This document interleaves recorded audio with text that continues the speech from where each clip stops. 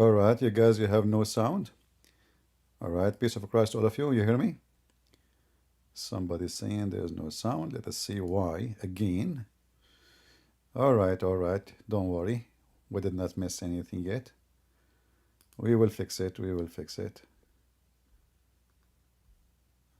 I have my Arabian customer support here. And as you know, the Arabian are the best in everything. I'm talking to customer support. His name is Muhammad Ahmed Hamid Muhammad Ali Hassan, the son of Abdul, mustache. Okay, hold on, forget the name. I mean, I prefer to read the manual before I finish the name. Hold on, what's going on? Why there is no sound? All right, okay, he is saying the reason there is no sound because nobody is talking. That's smart. All right. Okay, let's see why. Anyway, today we are going to discuss Lily Dawah again. This guy is the most funny idiot, stupid you can imagine. So, he jumped into everything which is silly in order to make himself look that he is the hero who defends Islam. But I wanted to talk about him actually. I saw this video and I said, okay, that's good, fun topic to talk about. But I never expected him to be so stupid like this. So I don't know if you see in the screen what I'm showing you right now. And I don't know why actually you guys are not getting the sound. Sound strange. Let us see.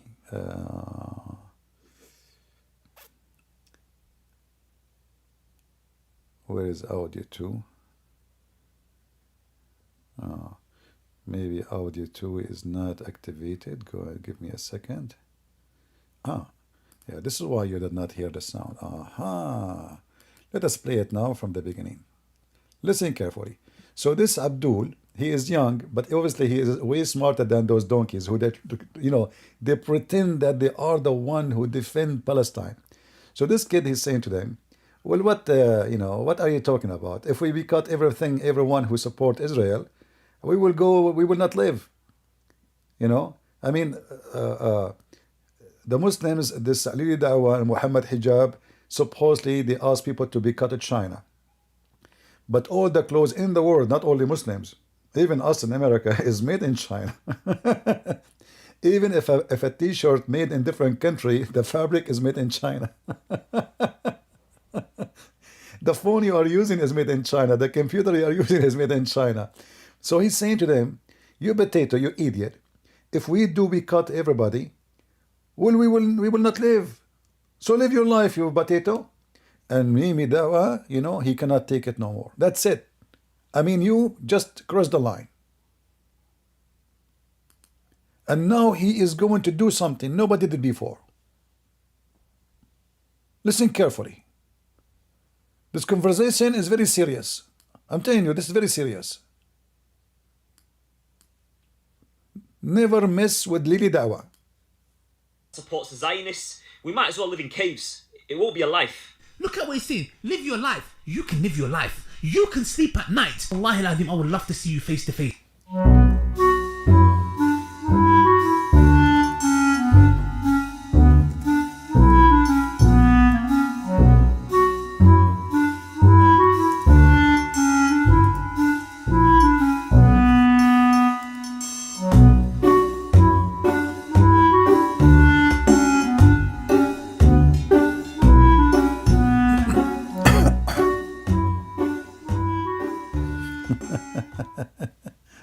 Supports the Zionists. We might as well live in caves. It won't be a life. Look at what he's saying. Live your life. You can live your life. You can sleep at night. Wallahi al-Azim. You don't sleep at night, don't you, huh? I mean, I can tell. You just made a video about moving to the new house, celebrating the big house. You made it from money in those fool people. So he is not celebrating his life. He fast. He stopped eating. There is a woman, she is a homosexual, and she's an actor. I made a video about her. She started a strike from eating in front of the White House. And what this Abdul want to do? He want to stop drinking Starbucks. That's it. I mean, Do you see how much sacrifice he is doing?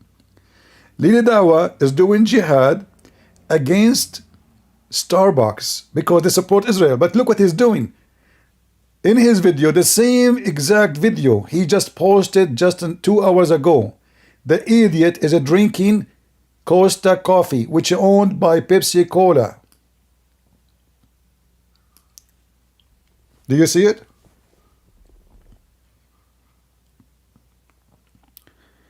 Do you see the stupidity of this idiot?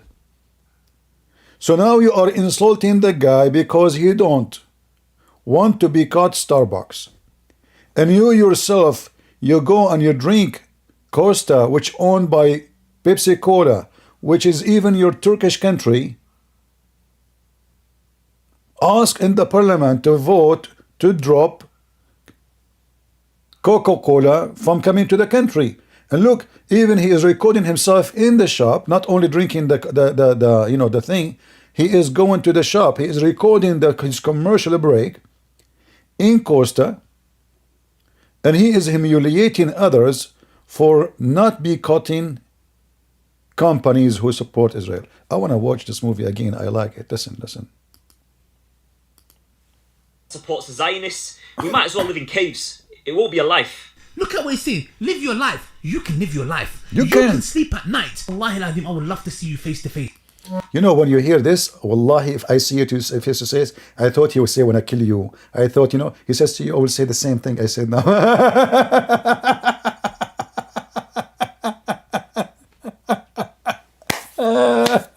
When somebody he move his finger in front of you, says, if wallahi, if I come to you, wallahi, if I come to you, I will say the same to you I said here. What the heck? That what you will do? Are you serious? And now he is doing his commercial break. He just is a salesman, And look, he have the Quran in top of Costa. You are touching the Quran with Costa, which supporting Israel. Are you serious? What the heck?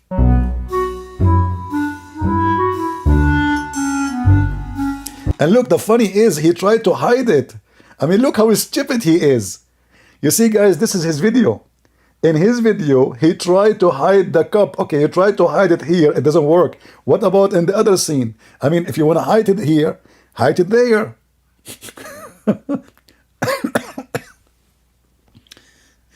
Look, he tried to cover the trace of his stupidity. Do you see this like pearl picture? This is his editing. This is not my videos. This is his video, the original video. He is trying to hide the cup. So he's screaming at that kid for he want to drink Starbucks, saying to them, you're a bunch of stupid. If we boycott everybody support something against Islam, we will not eat. And then the idiot, he tried to hide his crime against Allah by putting that thing there. But look, I mean, the one who did editing for you is an idiot. I mean, isn't it obvious? Look, and here, what about this one? Look how clear this one is. He is sitting on that in the look at this. Nobody noticed it. I mean, who is going to notice it? Nobody. Muslim, they will support anything I say. Continue.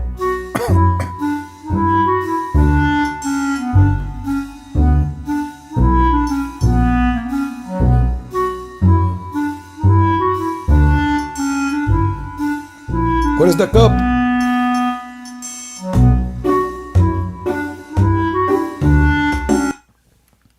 Ankara, November 7, Reuters. Turkey Parliament moved Coca-Cola and Nestle product from restaurants on Tuesday over the alleged support for Israel. Other news, Coca-Cola company acquisition of Costa, and they own it since 2019, you idiot. So you don't want to drink Starbucks and now you move to Costa, which is the same anyway. I mean, do you see the hypocrisy? Do you see the stupidity? And he is so angry from the guy. Like, how dare you? How dare you say that? Wallahi, wallahi. Wallahi. By the way, like in the Middle East, the ones who say wallahi, they are the homo. Wallahi, wallahi. And wallahi, if I see you, let us go to the original video. Let us see the wallahi, the original wallahi. Shall we? Look at the wallahi. This is the original video.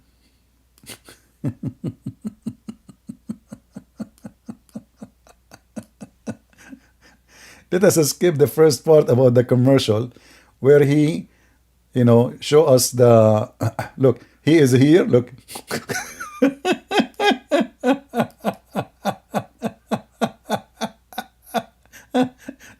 Hey, Dawah, what the heck is that, man? I mean, I want to know who is your special consultant. Is that Prophet Muhammad or Jibreel? I mean, where do you get all this wisdom from? So you covered the cup there, but the software is not working? What the heck? Still we can see it. What? Look, hold on, let's go back. Look here, look. Oh boy. The guy, he think he put the Quran on the top of it so we cannot see it. Oh, okay. Oof. And he is speaking on the phone. He's a busy man. Look, he is now recording commercial break, and now he is in the phone. I mean, this guy, he Costa, phone, Quran, perfecto. And he is simply defending Palestine.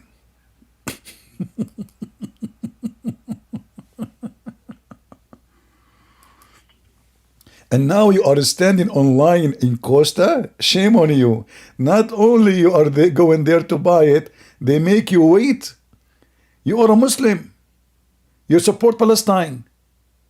And now you are waiting for your turn. And you want to buy from them subdued? Abdud? What's wrong with you? You are scoring everybody not to drink Starbucks.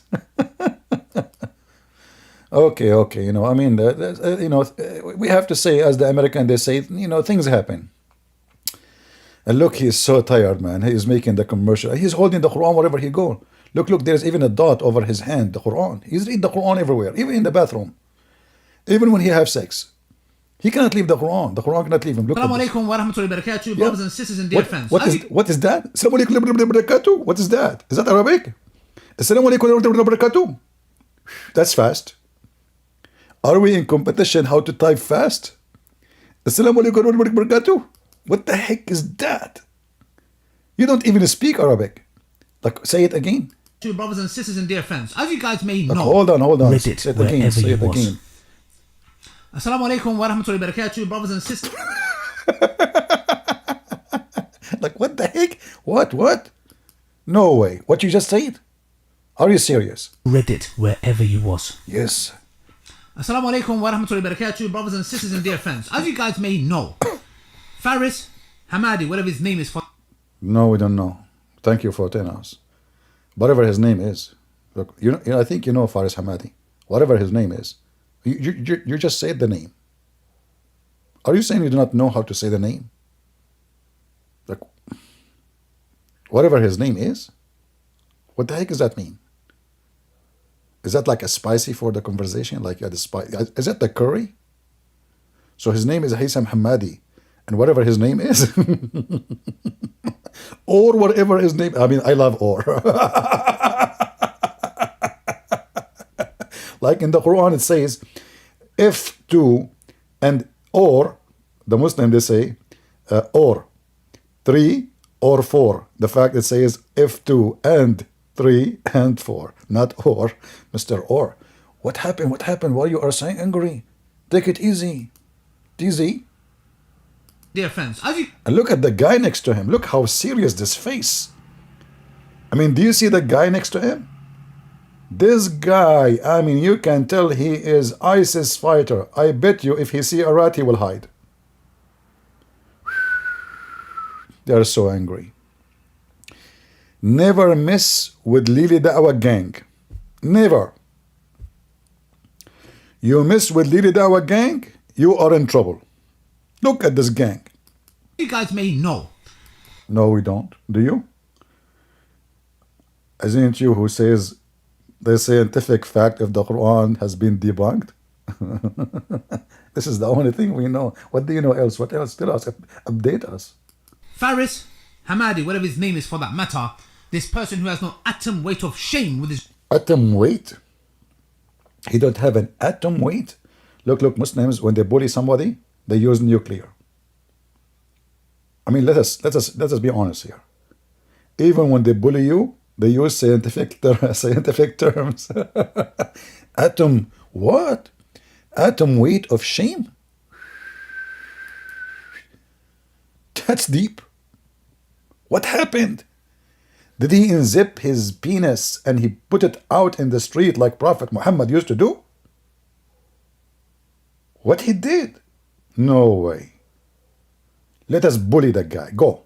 whatever his name is for that matter, this person who has no atom weight of shame with his white beard, who What?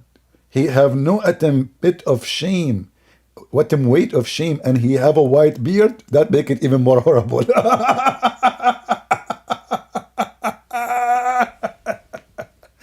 Hey Muslims, what up with this white beard? So what if the guy have a white beard?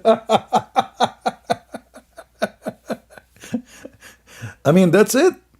So he don't have an atom weight of shame and he have a white beard? Disaster. I mean, what is missing?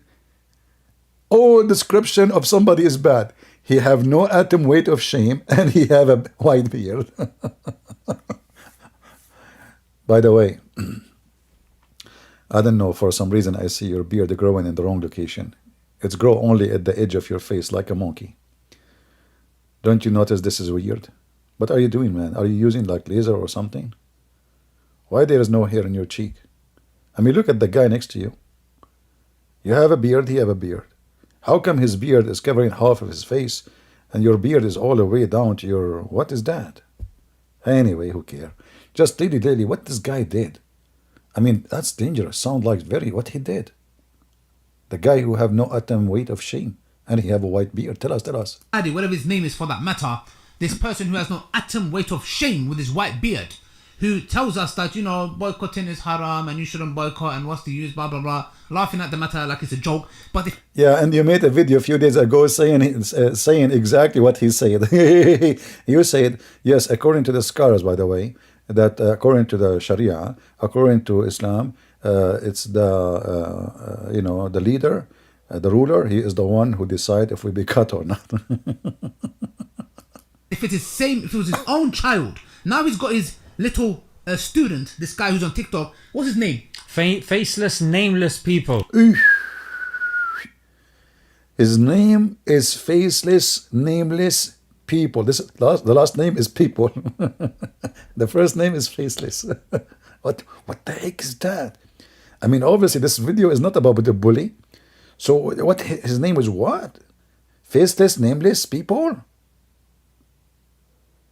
But the guy is going in the video. What do you mean faceless, listless, what's this? I don't know. It sounds like the crime is so big. It deserves to make a video about it. And look, 42,000, they watched the video already. Disgusting. It is Lili Dawah only is the one who defend the faith. Who can defend the faith beside Lili Dawah? So Lili Dawah, instead of going to do jihad, I mean, the Israeli embassy is just in front of you, you idiot, coward, son of Muta. If you are a man, at least go. You don't even dare to throw a tomato at the embassy. This is the jihad you are doing? Didn't you notice that Starbucks and McDonald's and Pepsi Cola, their stocks market is going crazy up? Look like you Muslims, you be cut somebody, it worked the opposite way. You know what? I did not eat in McDonald's for maybe a century. So I think maybe this Christmas I'm going to eat. You know, like I don't have a wife, so I celebrate my Christmas eating in McDonald's. What do you think? I think I'm going to record it. First time I go to McDonald's, I promise you guys, I'm going to record it and send you and post a video on YouTube. Yeah, what happened? What happened? Sound like something disgusting, shameless, topless. You know, did he stole the underwear like your prophet? And the Sahaba are accusing him Where is the underwear? What happened? Guy who's on TikTok, what's his name? Faceless, nameless people. That's what they are. This guy next to him, he's ready. He's like a radio station. You push the arm. What's his name? Faceless, baseless, nebulous. The guy next to him is an accessory. He's an accessory for the show. Like, what's his name? Faceless, baseless. No, okay, what's his name? Faceless, baseless. He's ready. I mean, this guy is ready. Yeah, I like it. I like this. Like this recording machine next to you. What the heck is that? This is high technology. Go ahead. Yeah, they have no name. I don't even want to mention his name. I don't even want to know his name. Yeah, I was gonna do a video about this You don't want to know his name. You're just asking for his name. guy a long time ago. Yeah. Okay. The way he's holding his camera anytime he's doing a video like this. I don't know. He's trying to look hard or something. Yeah. He hold the phone like that, recording his video. Are you serious? I mean, he don't have atom of shame, weight of shame. He have white beard. He hold his phone like that too. I mean, what's going on? Don't you think, brother, this is the day of judgment in Islam? Isn't it obvious? By the way, your prophet, he mentioned that judgment day is going to happen in his time. 100 years later, 14 centuries later, nothing happened. Anyway, continue, man. The story is getting so exciting. What the heck is that? Go. Look at this guy. Look at this guy next to him. Just don't, both of you, don't take your glasses, honestly. Like, because you know what? If you take your glasses to the fight, you will punish each other because you will not recognize you are fighting who. It's funny that both of you are wearing glasses. And you wanna, like, what? Faceless, nameless people. That's what they are. They have no name. I don't even want to mention his name. I don't even want to know his name. Don't Yeah. even. I was gonna do a video about this guy a long time ago. Yeah. Okay. The way he's holding his camera anytime he's doing a video like this. I don't know. He's trying to look hard or something. Disgusting. Yeah? Uqsam billah. I swear on the Rabb of the camera. Look, when you hear somebody swear like this, what do you think he is going to swear? Honestly, when you hear somebody swear like this, listen carefully what he will say. When you hear somebody swearing like this, what do you think next he will say? You will think he will say, I will kill you, I will make you shish kebab, I will beat the hell off you. No, look what he said to him. So swear, what you will do to him? Yeah. Uqsam billah. I swear on the Rabb of the Kaaba. If I came face to face with you, I will say exactly what I'm saying to your face. What the heck? I mean, can you believe it? You will say to him exactly what you are saying now in his face. Little Dawah, if you threaten me and you come to me, you will say to me exactly what you say to me face to face.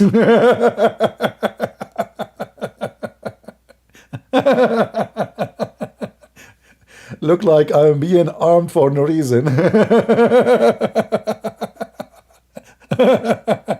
Are you serious?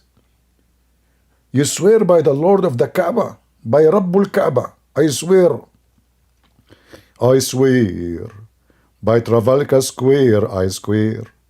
If I see you there in Trafalgar Square, I swear I will say to you the same I said to you in my video. I will say it to you in Trafalgar Square. What a threat, man. I mean, the guy must be doing poo-poo in his pant now. And you are so angry. That's it. By the way, I noticed you lost weight. I mean, since Gaza people are dying, huh? Look at you. Look at both of you. Look, your face. You are not eating anything, brother. What's going on? Brother, please. Since you stopped drinking Starbucks and you are drinking Costa, you lost a lot of weight.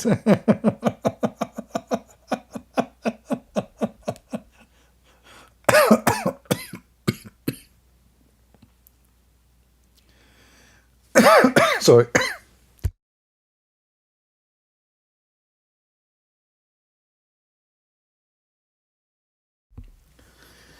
Lord have mercy. I had to mute my microphone because I was laughing so hard. Oh boy, I can't breathe. My temperature, even it's cold, it's so hot now from laughing. So, Dawah, can you make your threat like little more nicer? I mean, this is very serious.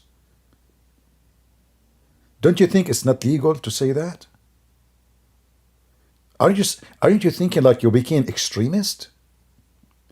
So you swear by Allah and you are shouting and moving your arms and your fingers. I swear by the Rabb al-Kaaba. What you would do? You know, when I saw your finger coming up like this, I thought this guy, he was going to use his gun or something. And I don't know, you don't have one. Your mom will not allow you. But listen, when you put your finger like this, what people will think? I thought you would shoot or something. What are you doing? So you go so excited. Look at the guy next to him. Look at his eyes. Let me zoom in both guys' eyes. Look how serious their anger is. Let us zoom with the first one. That's deep. That's deep. And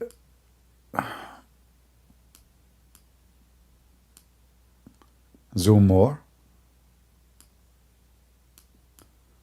More. I mean, this is hashish anger. Serious. And look at Mimi Dawah threat. Look at this. His finger is up and look at his eyes.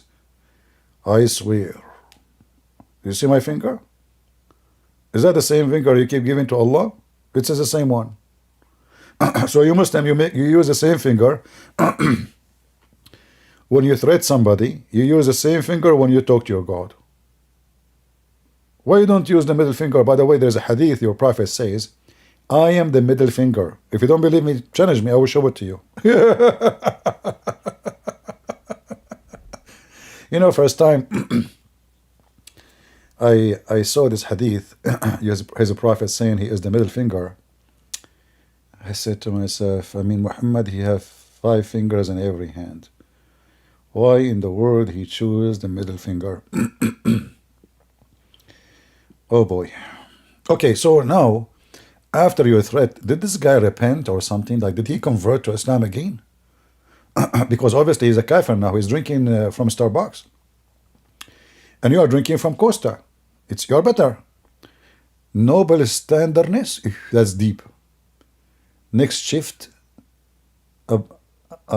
apparent Muhammad hijab. What the heck is that? That's deep. So, okay, listen, take it easy, man. Just take some aspirin. I mean, your blood is boiling. I can tell. I mean, things, you see, this guy, he is not going to buy Nestle to his children's. All the companies, your government in the UK supporting Israel, you potato. Are you going to be caught the banks in UK? Where your money coming from YouTube, TikTok? Huh? Are you? I'm sure you do. Tell us more.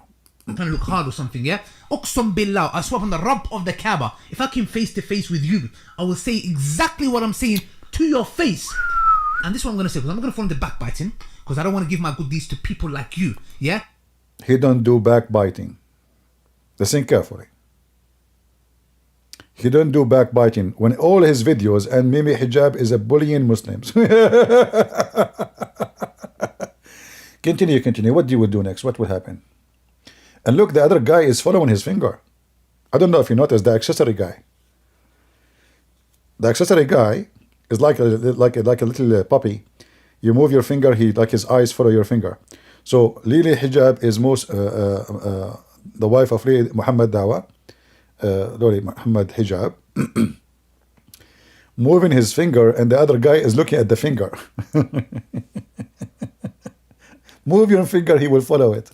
Your Faris Hamadi's little protege, whatever you want to call it. Yeah, Okay. yeah. This is what he had to say. I mean, it's going to boil your blood. These people are cold-hearted individuals. Okay, let's watch the video. I want to watch the video, bro. Let's watch the video for ourselves, and they tell us that boycott doesn't work, yeah? Let us So watch. as it stands, Coca-Cola has halal ingredients, therefore it's halal for Muslims to consume. By the way, if we did live by the idea to boycott everything that supports the Zionists, we might as well live in caves. It won't be a life. So inshallah, just live your life and let the scholars declare what is halal and what is haram. So just live your life. Who What? cares? Look how hypocrite he is. Do you see how hypocrite, how he bully people? The guy, he did not say, live your life. He's saying, if you don't, if you boycott everybody, you will not live your life. So it's simply, Lili Dawah, because he's a hypocrite, he want to use the last part of what the sentence the guy he said, claiming that he don't care. And Lili Dawah is the only one who care. By what? Live your life. He just said, he just told you if we boycott everything, we will not have a life. You are just a coward, idiot, a scumbag. Bullying the kid, and obviously he is smarter than you. If we ask you, both of you now, to take off your t-shirt, like Lili Dawah, I mean, you can do it, Muhammad Hijab, and let us look at the sticker in your t-shirt. It's made where?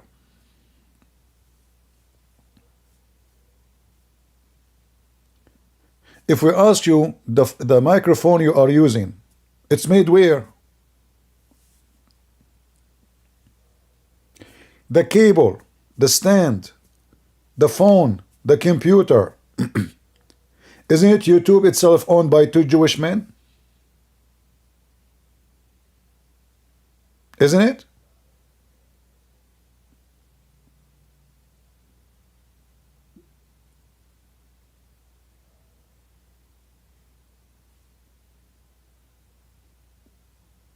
Do you see the stupidity? The hypocrisy of those people? Continue.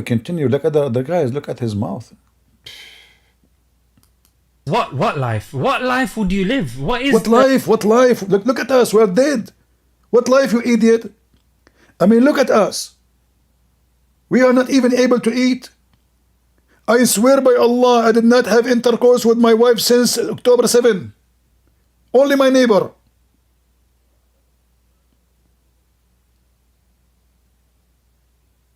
Honest to Allah, I don't touch my wife since October 7.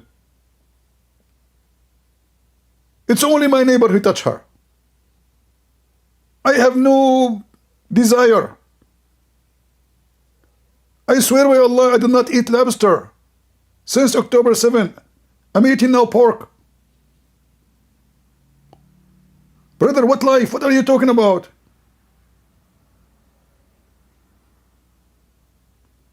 What life? What life? What's wrong with you?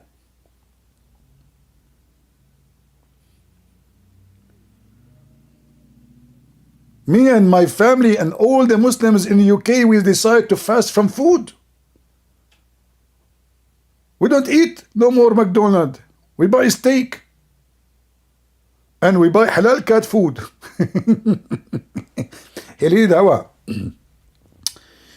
do you think the Jews now, they will be cut halal cat food in return, like of retaliation? You know, like you don't eat their, you don't drink their Starbucks, they will not buy your halal. So what do you Muslims do? What they will be cut you with? What exactly they will be cut you? I'm just looking for something you Muslims you sell. Even gas and oil, they don't need it. Israel now, they sell gas and oil.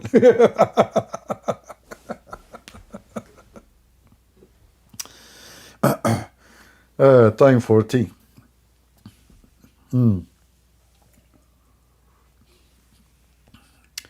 I mean, what kind of life you are talking about, you idiot coward? Do you know that Lili Dawah, since then he is not watching porn? Isn't it you just a few days ago, you invited a bunch of girls talking about divorce? The pandemic of divorce? Do you think somebody, listen carefully people, do you think somebody is really worried about what's going in Gaza? he will make a program bringing a bunch of Muslim girls, obviously looking for husbands maybe. Hi. Oh, just wait. And then they are discussing, brother, the pandemic of divorce.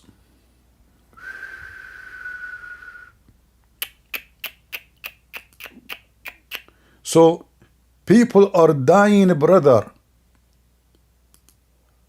She would always say that I'll pick someone. Look at the pink. Where they got the ink from? What is the name of the program? It is halal, by the way, to bring a bunch of Muslim girls, sit with a bunch of guys alone in one apartment. And obviously they have no makeup. I mean, I'm serious, they don't have any. What the topic is? Bengali marriage, wedding, divorce, episode 18? That's deep. I can tell your head is so busy. I know, I have a feeling that this episode is very interesting. Are we invited? I'm going to ask them some questions like what Bengali marriage, wedding, divorce? Marriage, wedding, divorce. Do you cover engagement? What about the funeral? I don't know. I can tell that you are really so much worried about what's happening in Gaza. Very important topic. It's time for it, actually. So, according to you, you are what kind of what life?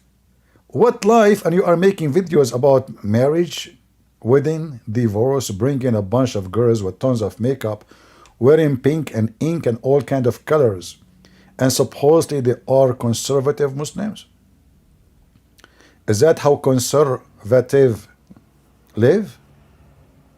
You guy with the beard, I feel sorry, man. The guy, that's it. Lili Dawah, he cast you out of heaven. I mean, how you can go back to heaven now? No virgin for you. How you will meet Allah one day in the day of judgment? Do you think He will give you any of those virgins? I'm not sure if they are or not, but I'm just saying. So do you think really, when you go back one day to the day of judgment, and you tell Allah with no shame that you told them one day, live your life, how you can face Allah?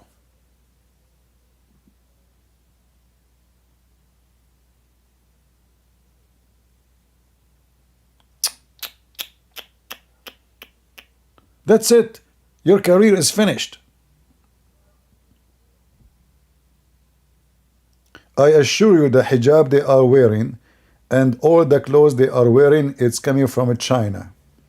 And this potato talking about boycotting those who they are against Islam. Continue. What is halal and what is haram. So just live your life. Who What cares? life? What life What would life? you live? What is the purpose of that life that the ummah is bleeding? That's it. What is the purpose of this life? Commit suicide then. I'm just joking, don't do it. I mean, do you see the hypocrisy? They are saying what the purpose of this life. When somebody says what the purpose of this life, that's mean he don't want life no more. So shouldn't you go at least do jihad? Join the Mujahideen in Gaza or in Syria or in Iraq or in Afghanistan or in Libya or in Yemen. I mean, there's many places, there's open holes for everybody. What life? So now you are not alive. Like, are you like sleeping in the tent and homeless since October 7 and you have no life? You have no food, you have no bread, no meat. Brother, I understand your suffering. It's true suffering. Why people cannot see it? Seriously, why people cannot see it? Isn't it obvious that both of you are suffering in a miserable way? Horrible way?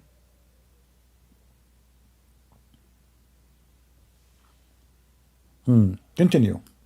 And you're kicking it while it's down. When people are crying in their homes because they're seeing their brothers and sisters being slaughtered, and this ounce of thing that they can do, because like the brothers have said, we're not going to be responsible for the results. Yeah. You know, Leader Dawah, he have his with his army team, and they said what we can do to support people in Gaza. The first one, he said, we send rocket. Leader Dawah, he said, no, they will stop donation to me. They said, okay, we send money for them to buy a rocket. He said, no, TikTok will ban me. They said, okay, what about we send just bulletproof for the Mujahideen? This is not a weapon. They can use it. He said, no. YouTube will stop monetizing me. They said, okay, well, what about we buy some scissors to shave their beard? He says, haram. Mujahideen don't shave their beard. Said, okay, what about we... he said, hold on, I found it. I know what we should do. All the brothers, they went so mute and so quiet. They're waiting for me, the Dawah, to give the idea how they come fight Israel. He said, brother, from now on, we don't drink in Starbucks.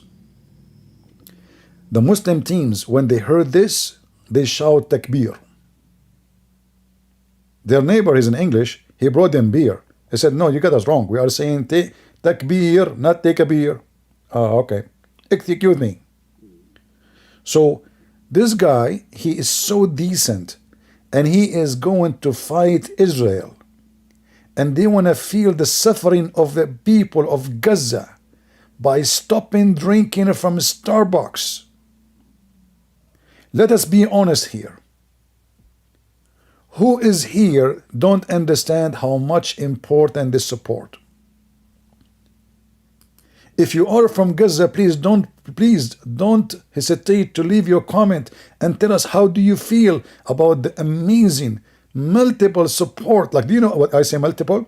Like, look, Leader Dawah, 1 cup, the accessory, 2 cup, Muhammad Hijab, 3 cups, multiple support. You got multiple support. In the same time, they go where? They go to Costa, which is owned by Pepsi Cola, which is supporting Israel. Look at this. What the heck? What are you drinking, brother? Look at Costa. And then look at the dot, and look at this. He tried to hide it. I mean, what make it more horrible, that this potato, he tried to hide it. Which is obviously he knew. Correct, guys? Why he's trying to hide it? Because he knew that he supposed they should be caught, the companies who they are supporting Israel. You see, if he did not put that thing on the video, we can say maybe the guy do not know. Do you understand? If you don't put that thing there, you see, if you play the video, the thing will move. You know the thing, Joe Biden. I learned this, by the way, from Joe Biden. So you will see, like, you play a second after, it's going to be hidden. So even yet. See, look, here we go. So you cannot say that he did not know. He knew. He knew that this is a company supporting Israel. So he's schooling the other guy, making a drama about what they should do, what should not do. Shame on you. You don't have an atom weight of shame. Wallahi, if I come to you and I see you in your face, I will say to you the same I say now.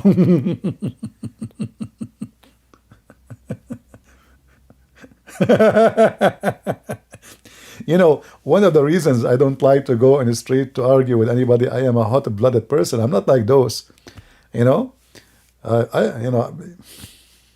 What you will say to him the same? Are you serious?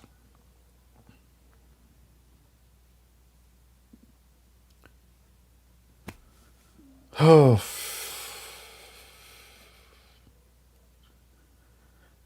I saw this video. I said, "Oh, there's something funny. It must be funny. The Dawah is doing something. Let us have fun, you know." In this, like now it's night time. let us have some time and laugh at this idiot. And I was right. And right away when I was watching it, I said, what the heck? This guy is, the name of the video, Don't Be Caught Israel, talking about Starbucks. And he is drinking Costa.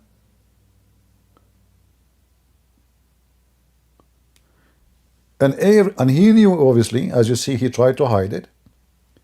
Everyone knows that Costa is acquired long time ago, 2019, by Coca-Cola.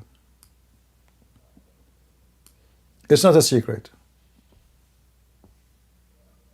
Even the drink now, they have Costa Coca-Cola.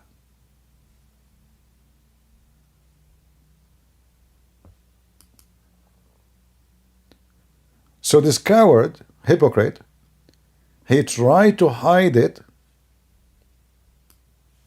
but his software betrayed him. It didn't work.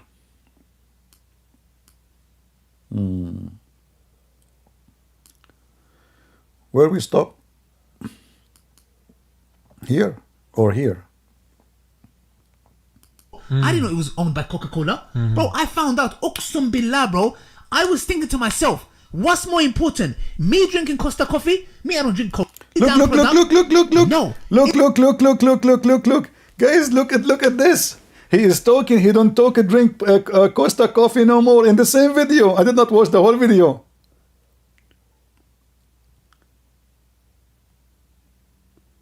But in the same video, he is promoting Costa coffee, and obviously this isn't a commercial he just made. Listen carefully. I cannot believe it. Shameless man, yeah? You're trying to look hard on camera, holding the camera in a certain angle, you know, make your shoulders look big or something like that. You're a weak man. You are a weak man. You boil my blood, okay? You boil my blood. How dare you? The least we can do is boycott. Let me tell you something. Yes, can we boycott every damn product?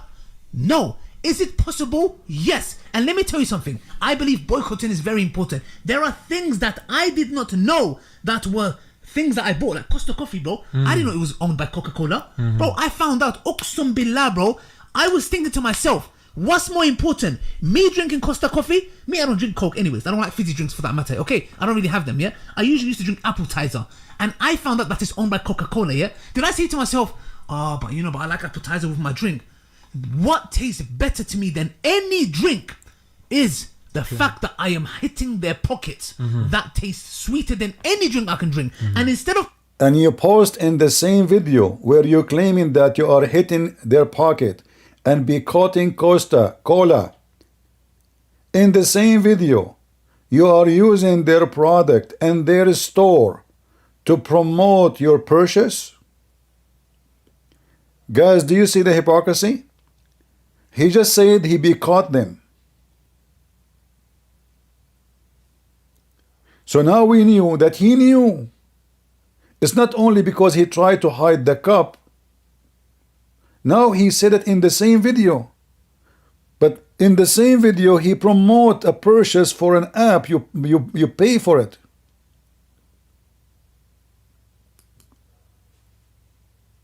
The same video.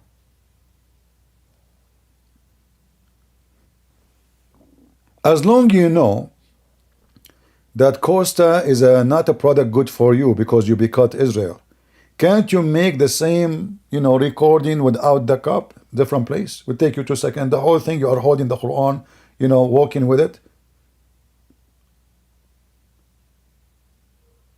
Can't you? So why you are posting Costa and trying to hide it, which means and already you mentioned that.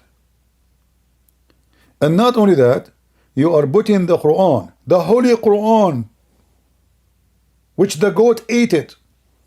May Allah bless her stomach. The Holy Quran, which Uthman he burned. May Allah burn him. The Holy Quran, which I'm sitting on it. You put it in the top of the Costa. Aren't you ashamed of yourself? So you boycott Costa, you promote Costa. You have more than 1 million subscribers, and you are promoting Costa, and you are shouting at the other guy because he drink Babzi Cola. That's deep. or even years, what is one thing that they would carry with them? What? The Quran. No. Why? Costa? No, there's only one thing you carry with you. If you only need the Quran, why you are in Costa? Why even you take the Quran to Costa with you? I mean, from the all places in England, you could not find a place to promote your purchased product so people buy and make money. Except Costa. Costa. What a sinful. So what? You find out that Coca-Cola what? Tell us what happened. The fact that I am hitting their pockets, that tastes sweeter than any drink I can drink. Man, guys, I don't know. I heard that Costa, their stores right now is empty. Especially the one owned by Muslims.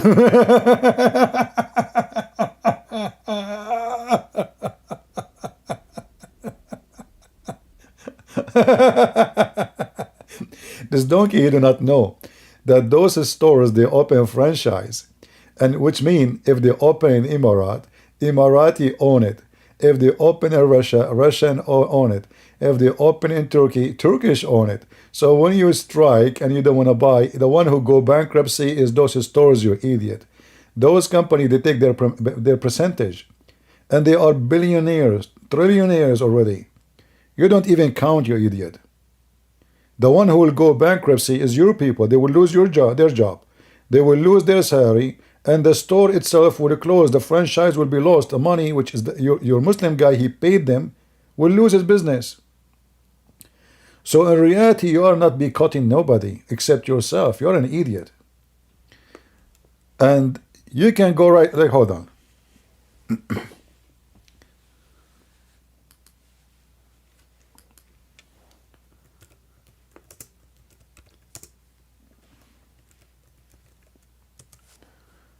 Let us see.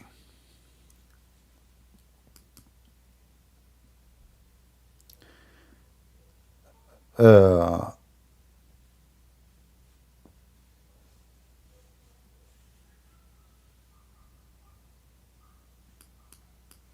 us see here. Who is the one?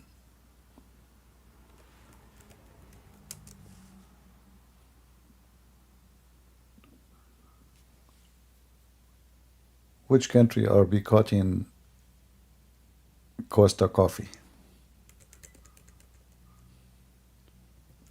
Let us try with Emirat. Hold on.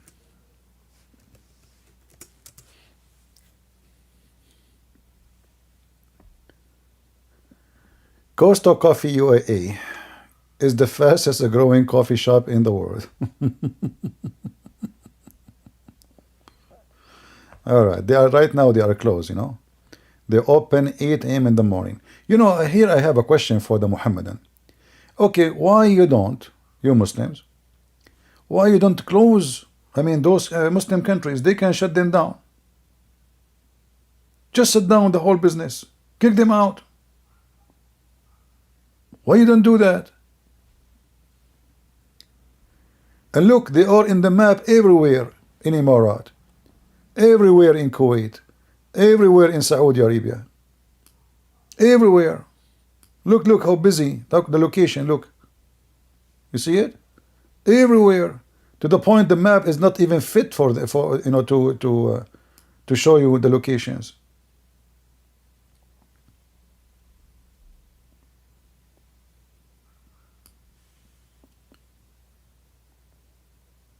If this man really is decent and he is truly a believer, and you know, remember in Islam required the one who believe, especially those are young men. They are not children. They are not old. They are not in their 60 or you know, like they cannot run, they cannot walk. Those are young. All of them, they are young and they're 30. So if you are truthful in what you claim about your care for people of Gaza, you should do something else. You can join the Mujahideen in the south of Lebanon. They are striking Israel. You have no excuse. They will let you get in Lebanon. Brother, you can walk across the border to Israel. You don't even need a taxi.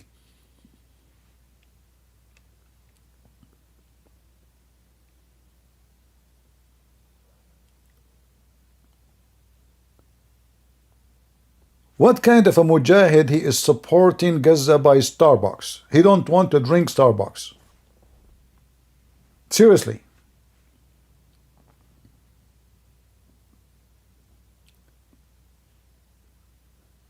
And right away, you know, they look in the internet. They look for anyone who says something to make themselves look like heroes.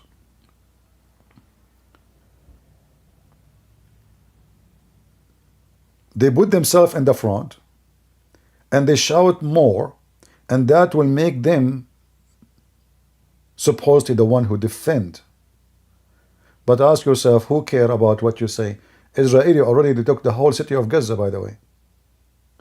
Israel, they already control all the city of Gaza. City of Gaza is gone. Now they are taking the south part of Gaza. Already they surrounded, they took the Shati camp. They surrounded Khan Yunis. And maybe by the end of tomorrow they will be in the heart of it. What Starbucks?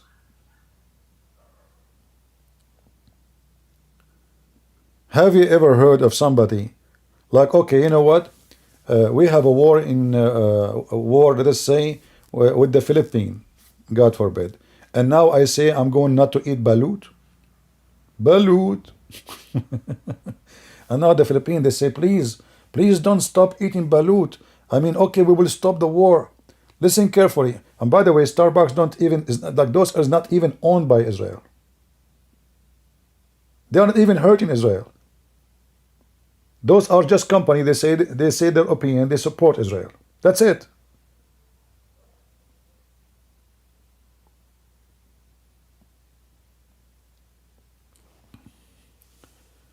Actually, me myself, I don't like Starbucks. I mean, honestly, I don't drink any coffee in any coffee shop.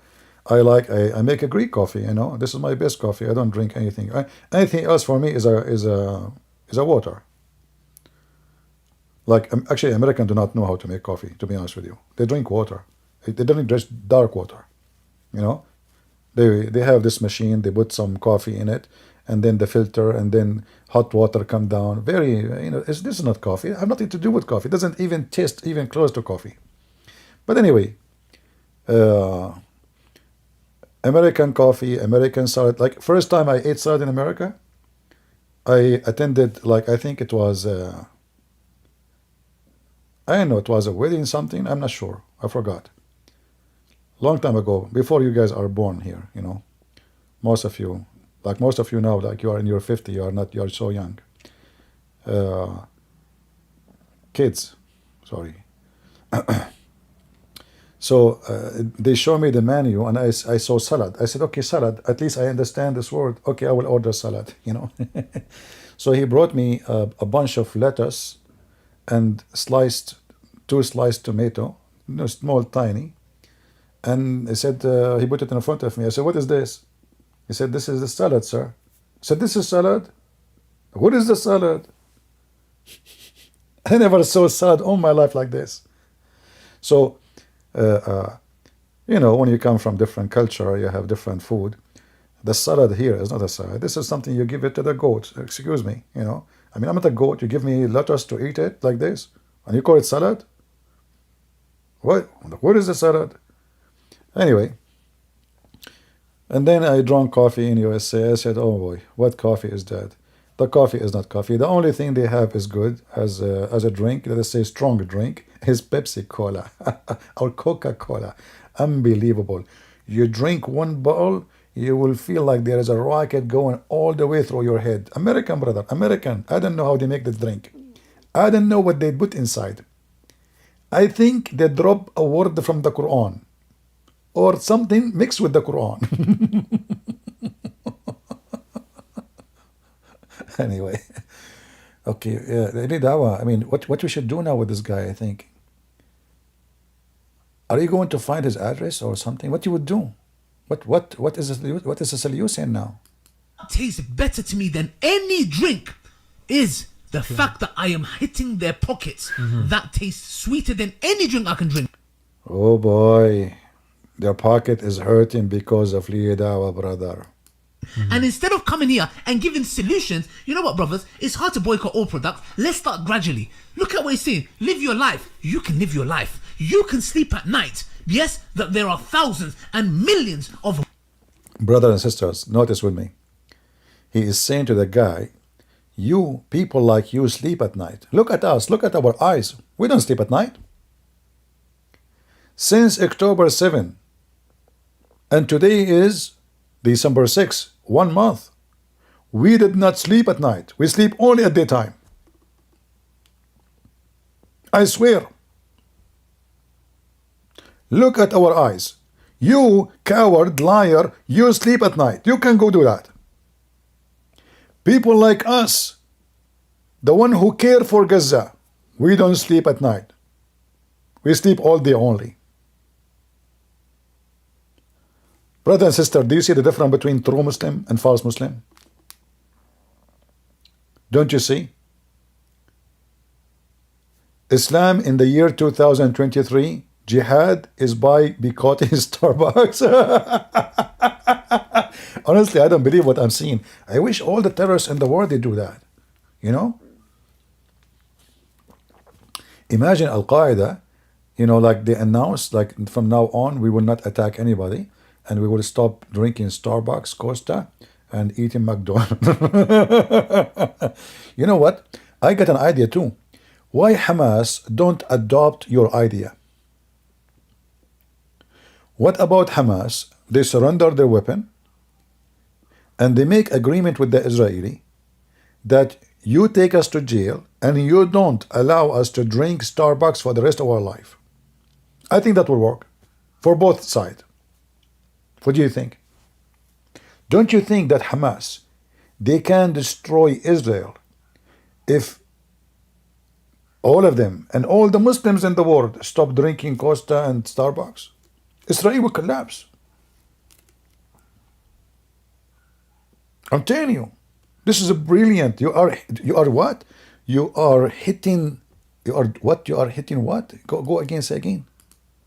You know what, brothers? It's hard to boycott all products. Let's start gradually. Look at what he's saying. Live your life. You can live your life. You can sleep at night. Yes, that there are thousands and millions of Muslims, Muslim women and Muslim men who are... Muslim women, they drink Starbucks? What a shame. Is it halal? I heard that ISIS, they made a fatwa that a Muslim woman should not sit on a kursi because the word kursi is a male. I'm not joking, guys. They made a fatwa, which means in holy order, that a Muslim woman, she shall not sit in a kursi because the word kursi is a female. Sorry, is a male. So if you sit in a kursi, which is a male, kursi means a chair. It's a male word as a word, supposedly. If you sit in it and you are a female, haram. Haram. So a Muslim woman shall not sit in a kursi. So are you saying to me that Muslim women, well, I see them in your video, they are sitting in a kursi already. Oh, maybe this is not a kursi, this is a sofa. What is this? Public advertising for females?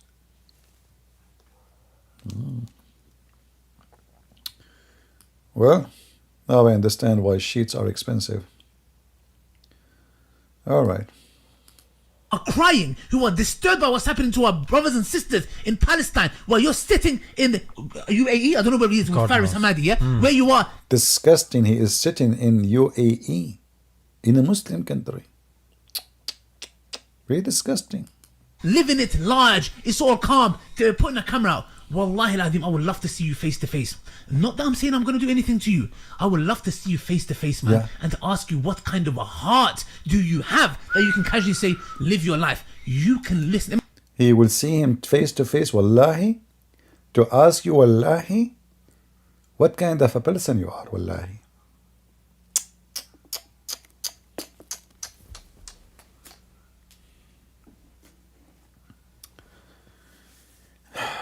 So, Li Dawah, you are going to fly to Emirat. And you want to say to this guy, Wallahi, Wallahi, wallahi. What kind of a life you have, wallahi? Brother, you just destroyed the guy. I think he's going to move out somewhere else. He will hide for the rest of his life. I mean, what is bigger a threat can happen to any of us at life? That somebody will fly from overseas to you, to come to you and says, wallahi, what kind of life, wallahi, you have? So you fly all the way there and you say to him, wallahi, what kind of life you have, and you come back. By the way, are you going to take Pepsi Cola airline? Or American airline? Or Emirat airline, which is a partner with American Airlines? You are supporting Israel. It doesn't matter what you do, you idiot. By the way, every one of you, when you pay your tax, if you do, you are paying to Israel because your government announced they will send a big help to Israel, ammunition, weapon, etc. Oh, so you know what, you not be caught. When you buy in UK anything, halal, not halal, who care? You pay tax for the food. The tax go to the government. The government send it to Israel. Solve it now. Can you believe it? Tell us more, tell us more. Let me tell you something. You and Faris can live your life. The Ummah don't need you. Yalla, Habib. Yalla, yalla, yalla, yalla, habibi, yalla. Yalla, yalla. I mean, she's talking like a whore. Yalla, yalla, yalla, habibi, yalla. Yalla what? You can live your life. Yalla, yalla. You know an Arabic word. What? It's all calm. They're putting a camera out. Wallahi al-Azim, I would love to see you face to face. Not that I'm saying I'm going to do anything to you. I'm sure. Disclaimer, I don't mean anything, you know, I'm just a potato. What you would do? I would love to see you face to face, man, and to ask you what kind of a heart do you have? What kind of heart? Iron heart. What's wrong with you? And casually say, live your life. You can listen. Let me tell you something. You and Faris can live your life. The Ummah don't need you. Yalla, Habibi, move on. Yes, this Ummah is an Ummah of action. Boycotts are... Ummah in action. You potato, you are a grown man. The American took Afghanistan, you did nothing. They took Iraq, they did nothing. They took Syria, you did nothing. They are right now in the heart of Syria, you did nothing. They are in Somalia, you do nothing. They went to Libya, you do nothing. And now you are saying to me you are an Ummah of action? Action! You Muslims are Ummah of action? I can tell. And now the Israeli, they took all of Gaza and they are launching a ground massive attack. And everybody saw how Hamas is hiding and how most of Gaza is destroyed actually because of the action of Hamas. They are hiding in their houses, you know, between schools. The whole city is gone. And your action is to stop drinking Starbucks? I don't know. I'm going to try to connect some people in Gaza to give you the medal of the medallion of honor. Guys, don't you think that people of Gaza, they should know about how much Lili Dawah is sacrificing for their sake? If we tell the people of Gaza that there is a person in UK, he swear by Allah that since October 7 he did not drink Starbucks. Rather he preferred to drink Costa, and he even promote for it, as we saw in the same video. He claimed that he is fighting distances for months or even years.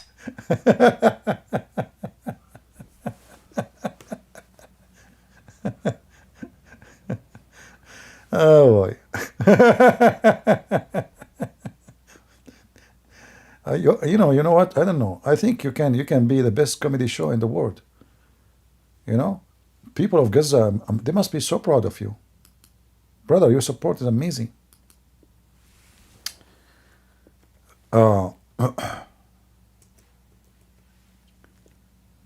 Do we have any person like he is like, I know like people in Gaza don't have internet mostly, but if you are originally from Gaza and you would like to say something, please feel free. You know? What do you think?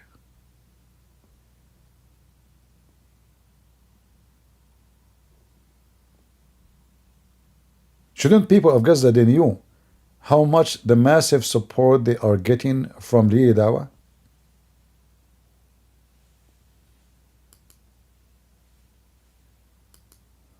I think it's our duty to tell them.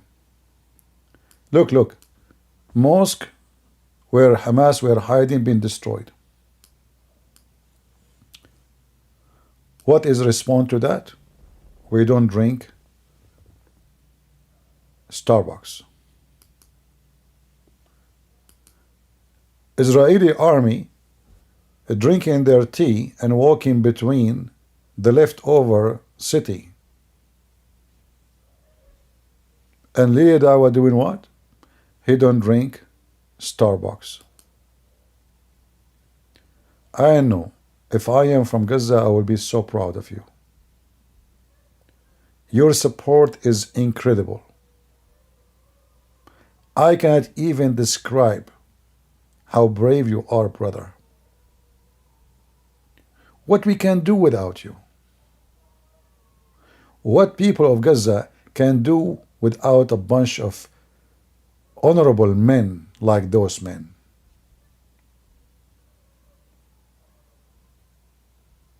Can we ask for more? Absolutely not.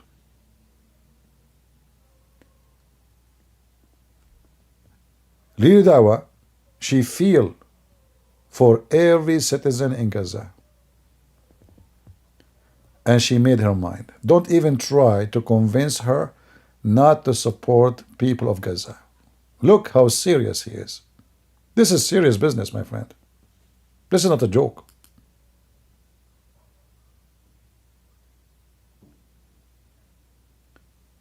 Can you imagine the impact on Israel after this action? Let me tell you the secret behind this action Li Dawah took. He heard that Israeli weapon, in order to be able to function in action, does not work unless Israeli army use Costa and Starbucks. And now if we boycott Costa and Starbucks, actually he did not boycott Costa as we saw in the video, Starbucks will collapse. The Israeli army, how they can even wake up in the morning? How those soldiers who they are going to war, they will be able to fight in Gaza if Starbucks stores are closed? And all of this will happen because Li Dawah stopped buying. I know, I think this is really horrible. This is a very bad news. I want to see what's happening to Starbucks these days.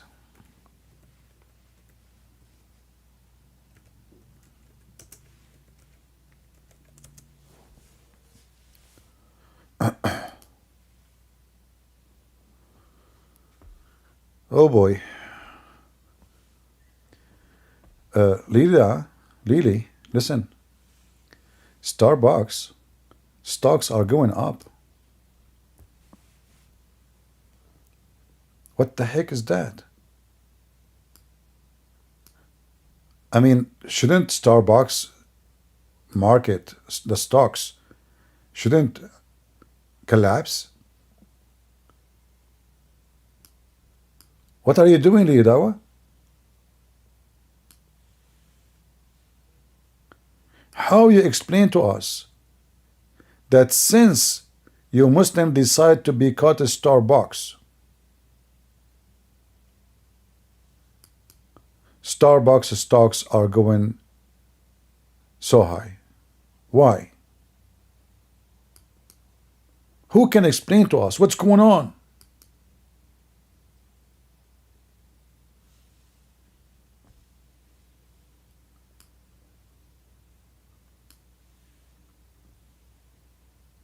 Do you think Allah behind this? We be caught. What about McDonald? Let me see McDonald. Hold on.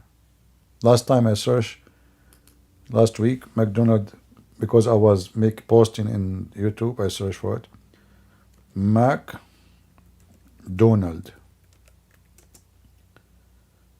stocks. Oh boy. McDonald's stock is skyrocketing too. Look at this. Man, what's wrong, brother? McDonald's is going up. Starbucks is going up. Hamas is going down. But the reason for this, I thought if Muslims they stop eating from McDonald's, McDonald's will collapse. Oh boy.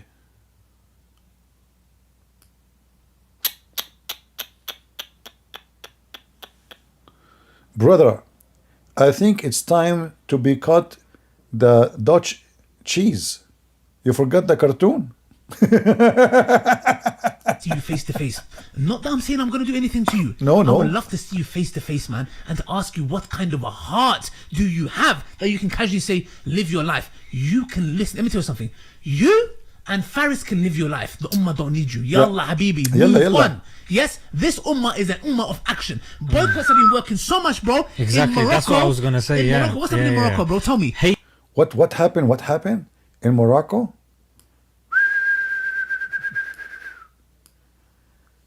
Brother, tell us what happened in Morocco. What happened? H&M and Starbucks have left, and we're seeing in... They have left, you idiot. It's not you who cooked them. They said to themselves, it's better for us not to do any business in those savage countries. It's not worth it. They are savage. They are, this is trash business. They left. You see the difference between they left and you kick them out?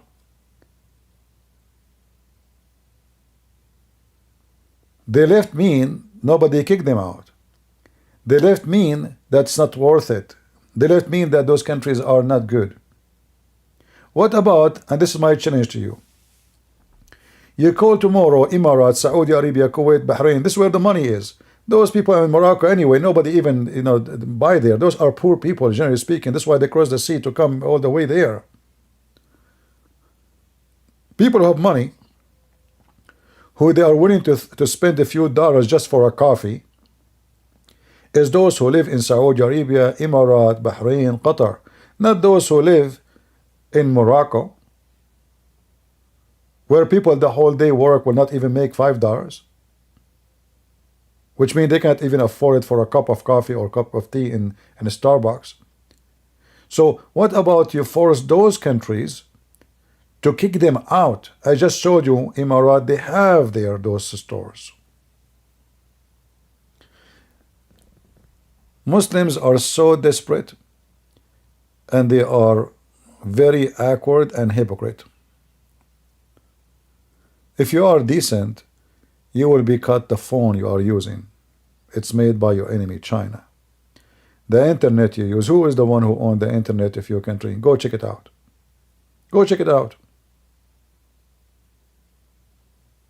Everything you use is owned either by people who support Israel or by Israel. Google, owned by 2 Jewish.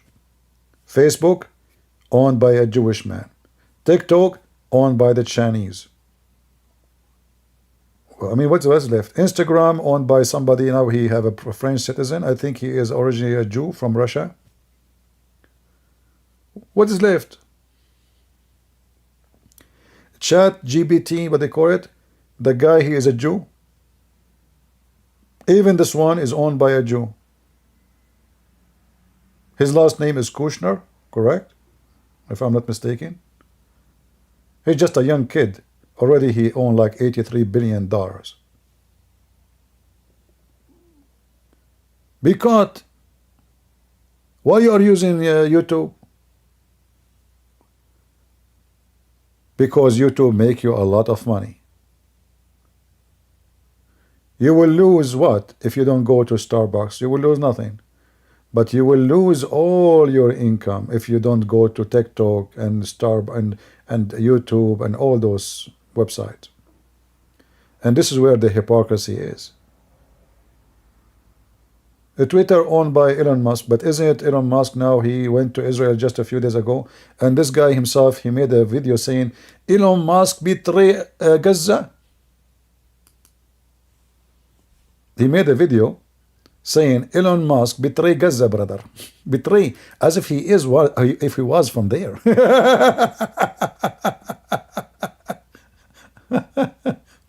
Look. He just, this is his video. I'm not joking. You know, those guys, look at those stupid people. Israel calls Elon Musk to this, and this happened. Elon Musk betray Gaza, brother. Allahu Akbar. Allahu Akbar. Can you believe it, brother? Brother, can you believe it, brother?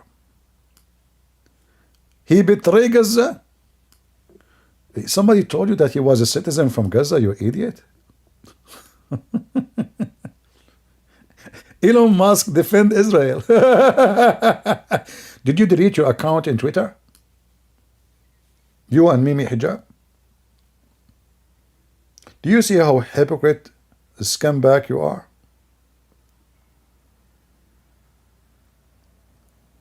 Hey Muslim, do you see how those people, they fool you?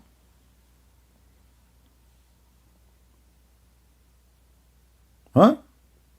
Scum. He's a scum. Man, this is artistic. Mimi Hijab, who I assure you that the software you are buying is made by the Jews too. Or maybe you are a good believer who you don't buy software.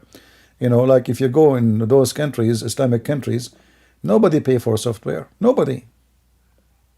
You can buy the most expensive software for 50 cents. They give it to you in a CD. I'm serious. The top thieves of software in the world.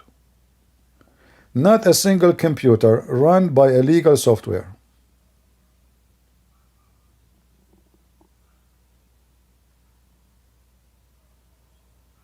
Oh, look what I have here.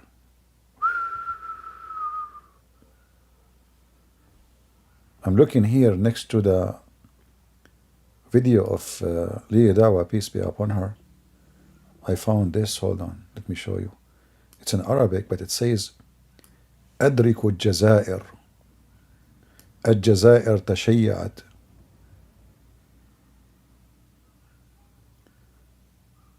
Help for Algeria. Algeria become a Shia country. Yeah, this is true actually. Those countries in Africa, the white African, because they are in Africa but they are still white, they are moving into Shiaism by waves.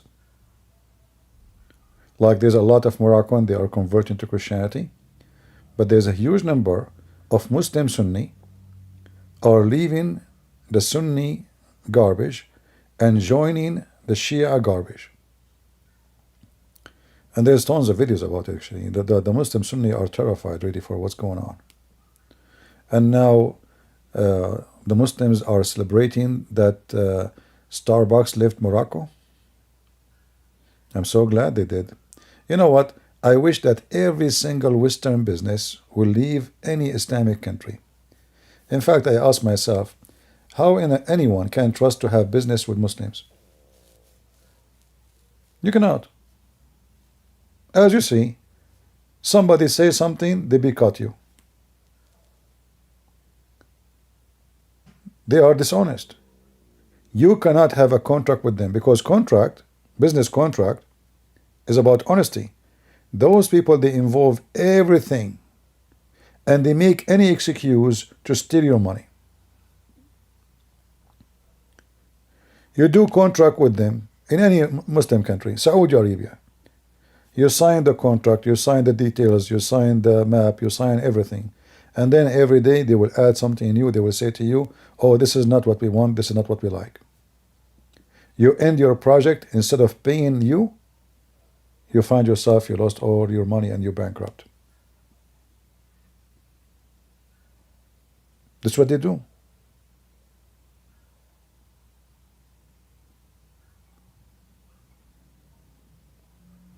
Any company who they think they can make money from a Middle Eastern country, and they are foreign, they are stupid, unless it is a powerful country, which means they can force you to pay. So if you are a contractor coming from Philippines, good luck. You will never get your money. You will never get your money. They will find any excuse not to pay you. If your country is powerful, and your country, you can sue them in the court like in USA, and then USA court can force the money to be paid. They can even confiscate the money of that country. Otherwise, they will never get paid. Zero decency. This is why Muslims themselves don't trust Muslims. If you ask any Muslim, where you put your money? Which bank is the one you trust? Nobody trusts Islamic banks. All their money is overseas.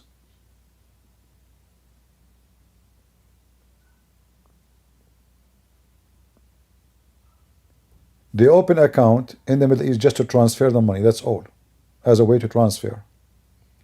But the money is in the West. Where is the money of Saudi Arabia? Is it in Saudi Arabia? No. What about Emirat? Is it in Emirat? No.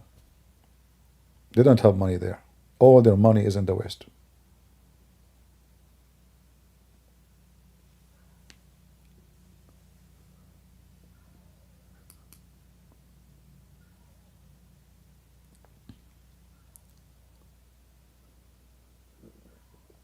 You make a cartoon, they want to destroy your business. You say a word, they want to destroy your business.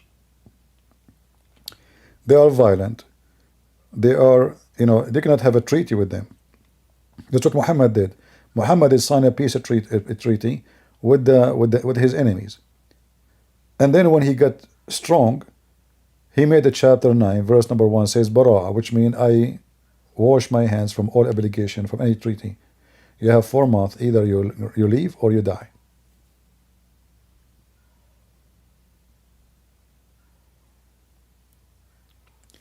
In USA, if you are a contractor and you sign a contract with normal customer and you don't pay, you will end in jail in a severe, you will stay for many years in jail.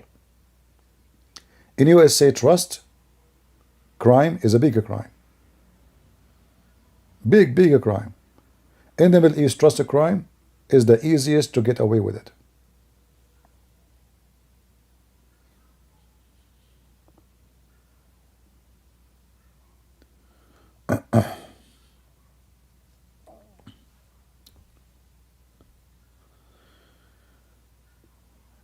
Defy this Sahih hadith. Okay, what hadith is that? You are saying to me 6,985. What book? What 6,895?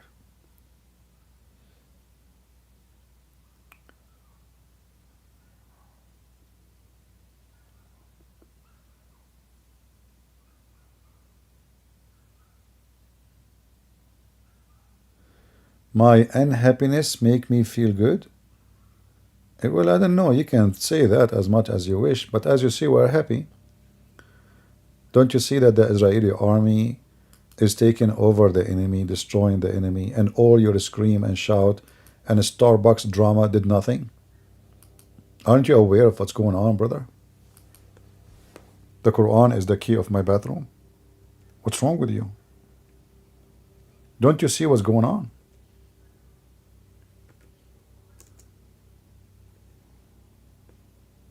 Do you know where Israel right now?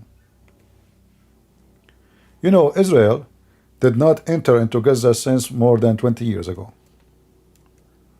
Now they have it back. And not only that. Now they will put conditions.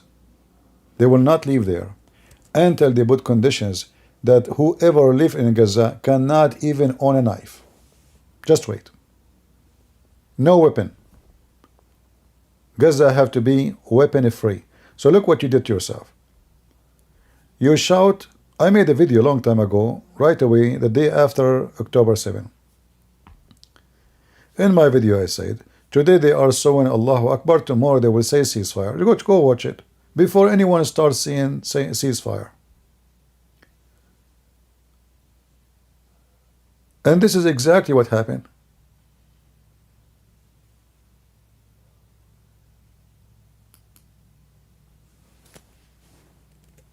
Muslims, they have a small brain. They go to war, but they are not capable of war. They want to kill everybody, but they cannot fight anybody. They are so horribly weak. Like now Iran. Iran keep it challenging everybody. But all of us, we knew if the Americans decide to go in Iran, Iran will be demolished in 24 hours. It's not a secret. But when you hear them in TV, you think those people, they own the whole world. They control the whole galaxy.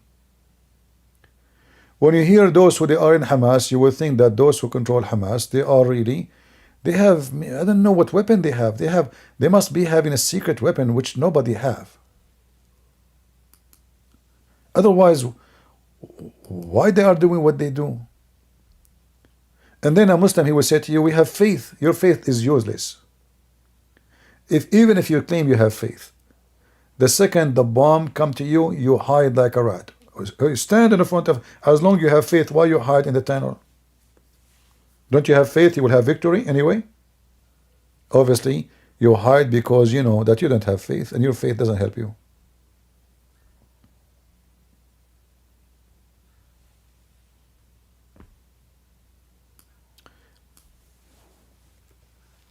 Last time I checked the war map, let us check it again.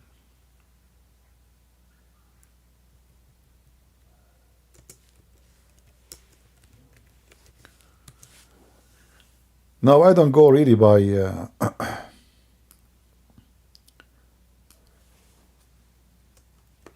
by the map which is made by anyone, including the Israeli actually. But there is a map, it is made by the satellite. Which means those maps, they are like what the satellite does. They see which areas where the Israeli flag is shining.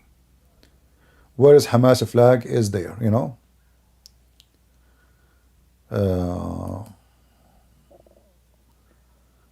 Let us see.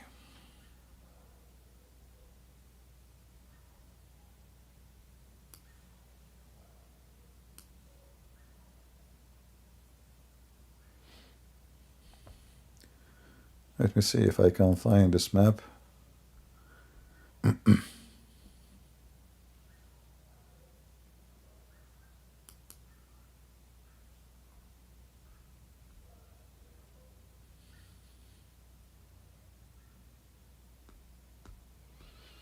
This is an old one.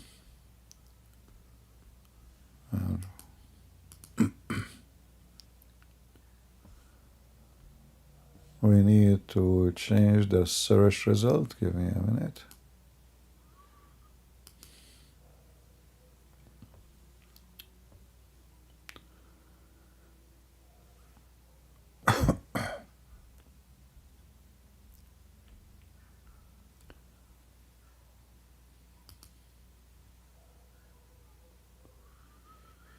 All right.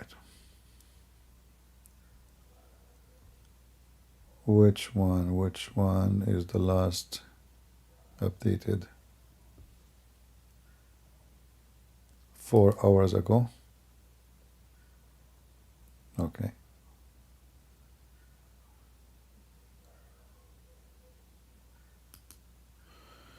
Well, this is 4 hours ago, but I'm not sure. I don't trust really those maps, but we will use it, no problem.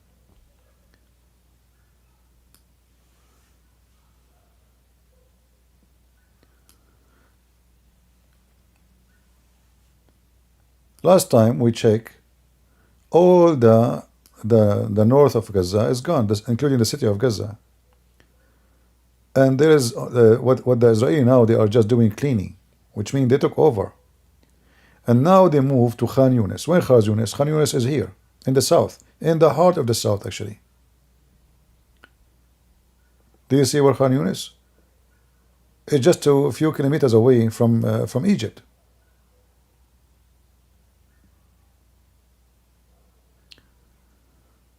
And now they are saying, actually, I don't know if you see, this is what they are saying here. This is the Sun news. IDF has surrendered Gaza Bin Laden Yahya Sinwar house. They arrived to his house.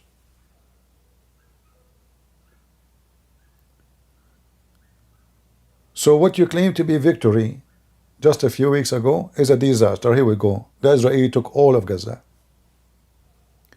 And now you have to live up to their conditions. And they will not leave until you agree to their terms and conditions. As simple as that. I saw a video today. They were talking about how many civilians were killed. And the CNN was accusing, is attacking the Israeli army official. So she said to him, according to reports, from every one fighter from Hamas you killed, there is 2 civilians. And this is CNN. They are trying just to to make the Israeli look bad. So the officer he says, well, I can confirm that this report is very close to be accurate, which was a surprise for me, by the way, to say so.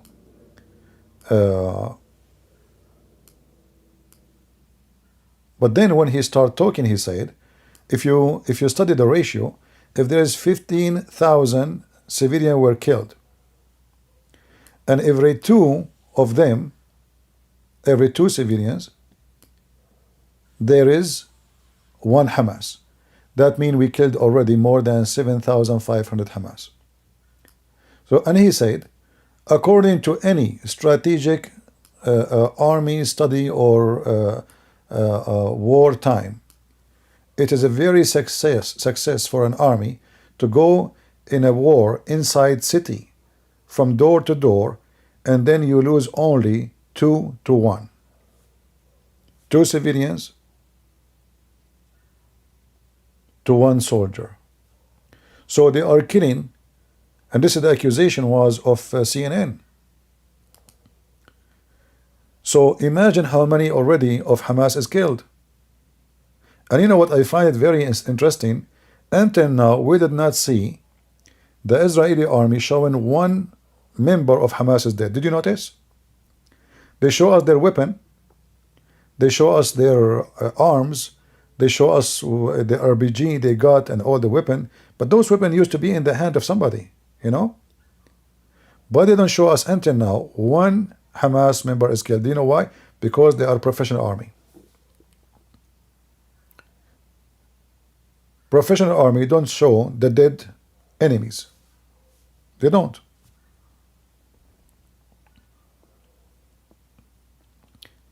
If 1 Israeli soldier was killed, Hamas will make a video about it, will publish it everywhere.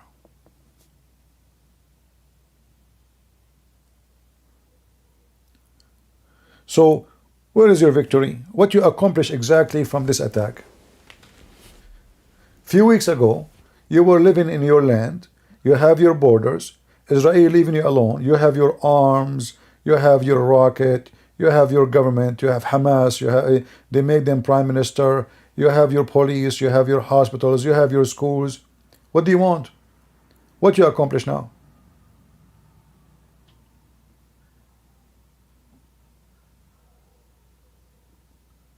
Your cities are destroyed.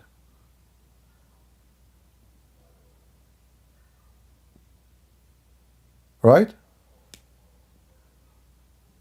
Your house is destroyed. What you got from this? Are you really victorious?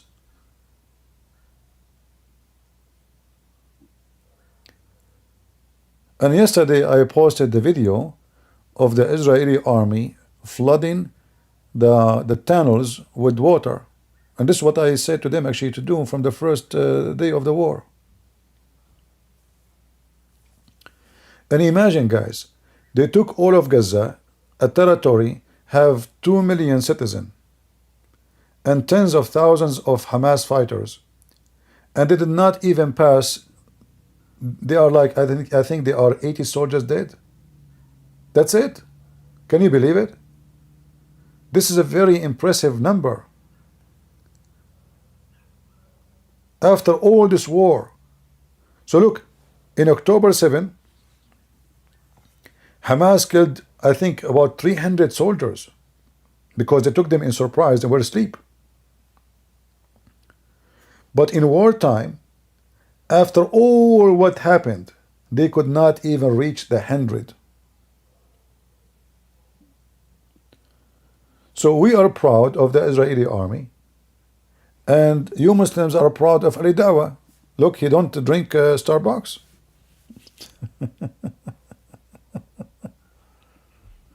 Who is proud here of the Israeli army? Give me one. If you are proud of the Israeli army, give me one. Me, myself, I'm proud. 80 is too many. Yes, it's too many for sure. They are very valuable, correct. But I mean, it's a wartime. To occupy a territory, have many cities and 2 million citizens, that is the size of some countries. You know, this is more than the size of Emirate.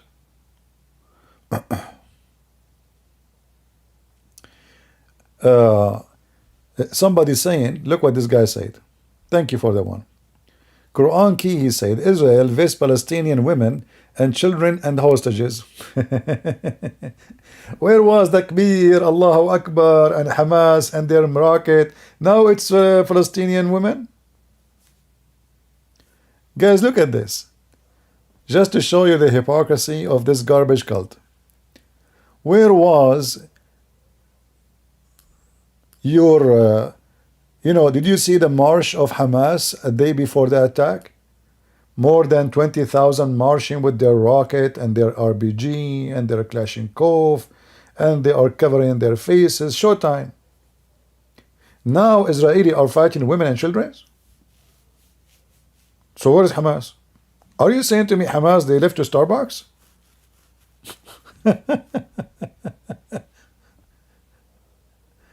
So you say to them, we want to kill you all.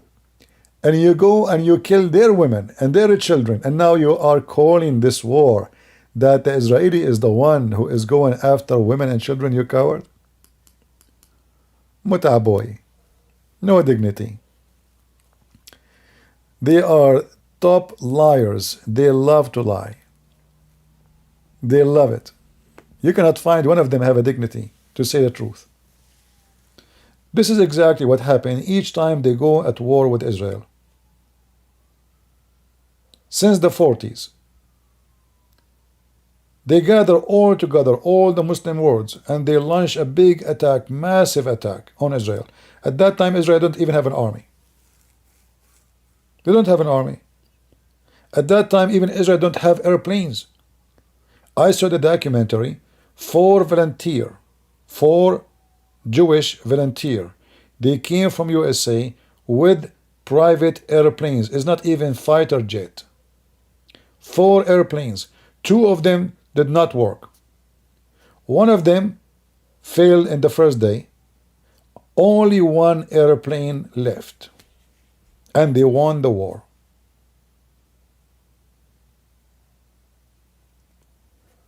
Actually, I believe this is a miracle.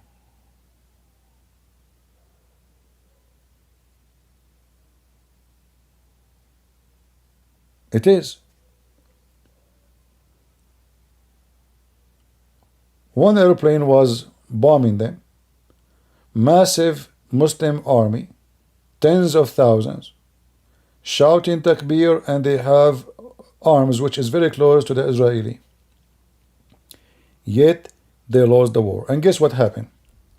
The Arab army, they thought the Israeli have a lot of those airplanes. And they saw what those airplanes can do. So they retreat like puppies. If they continue the attack, Israeli they are outnumbered. They are outweaponed, outnumbered, and they have only 1 airplane left. Go watch the documentary.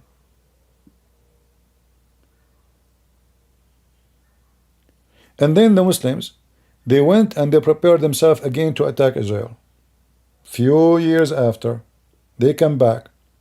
Massive attack. Jordan, Morocco, from Iraq, even from Pakistan, Mujahideen from everywhere, from Saudi Arabia, from Syria, from Egypt, you name it. What happened? They lost massive loss. They lost Jerusalem.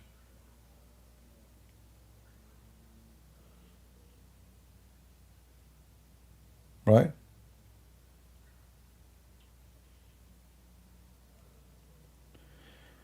A person, he have the sign of the Jews, he is saying to me, over 16,000 Gazan have been so far been killed in the war, include 7,000 children. Are you sure what are you talking about? Well, you know, I find it very weird, you fake Jew, that you are counting only those who die from Gaza. Look like you don't count your own people, because obviously you are a true Jew. Guys, did he count the Jewish people in his calculation? He don't count, because they don't count. Same time, why you are crying because of those people being killed? It's your fault. You are a Hamas member. You started the war. You attack women and children, and you kidnap even babies and even dogs. And now when the enemy came back to get their babies and their children, and you hide behind women and children, and then women and children, they die, you cry. And you claim it is Israel. Do you know what are you talking about? No, I do not know. Okay, where is Hamas right now? Where we can find Hamas so we can deal with them? In Gaza. Where in Gaza? In Gaza. Okay, where in Gaza? Between the houses, the school, the mosque. So how we can fight them? You have to go and fight them in the houses, in the schools, in the hospitals, in the mosque. But who is there too? The civilians. So don't Hamas knew that the enemy will come after them and will seek them, doesn't matter where they are.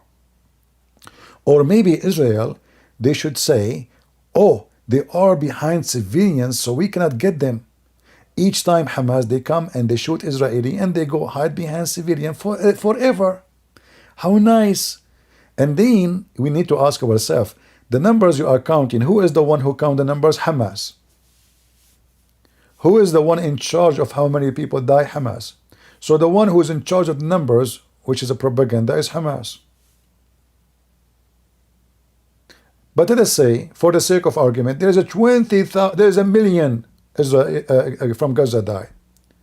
What is the fault of the Israeli? They are coming after those cowards. If Hamas is not hiding between cities and towns, the Israeli will not enter there. Right now, they are surrounding the house of Yahya Sinwar. Where? In the heart of Khan Yunis. Why he is there? Shouldn't be he's in the field fighting the Israeli? Why he's hiding inside houses and civilian houses? How they can get him then? You are just a coward, potato liar. You kill them, you hide behind women, and you claim that you are the victim. In fact, this is the trick. You hide behind women, they shoot at you, children die, you stain their hands with the blood of the children. That is the plan. It's done on purpose. You know, Hamas, they can do their tunnels open in the field. They don't have to do it between houses. Like the Vietnamese, when they made their tunnels in the ground, they did not make it between houses really. Most of it was in the field, fighting army to army. So why they did it under the houses, under a school, under a hospital, under a mosque? Why?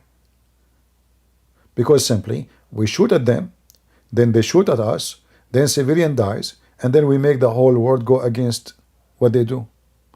And we make the whole world support us. This is the plan of Hamas. And we are smarter than this. If you are a donkey, we are not. Israel did not enter Gaza for more than 20 years. 20 years. Who is the one who broke the ceasefire? Hamas. Who is the one who took women and children and killed many and raped many? Go and see the videos, go. You know, sooner or later those videos will be published. They are playing them in the front of United Nations, in the front of Congress, because the family did not approve yet that those videos to go in public for the sake of the victims. Imagine, guys,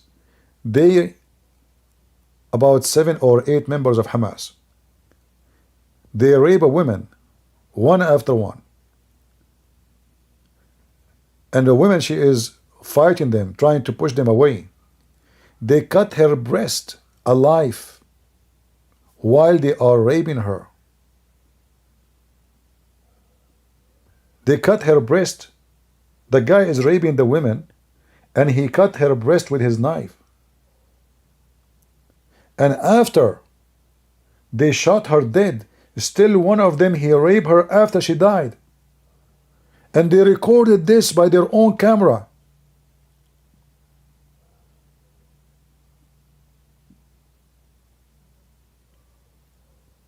Can you believe the dogs? The woman is already even dead. After she die, you think like, okay, now she is dead, they will leave her alone. Even after she died, one of them, he started raping her. She is dead. He did not get his share.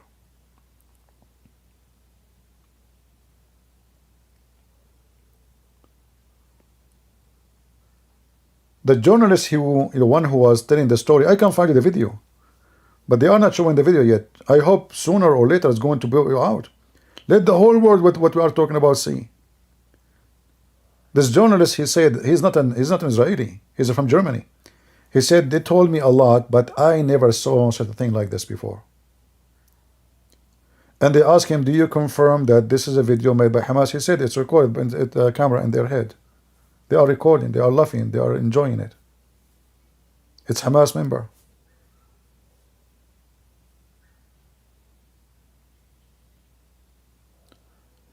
And then you will see an idiot saying to you, do you know what are you talking about?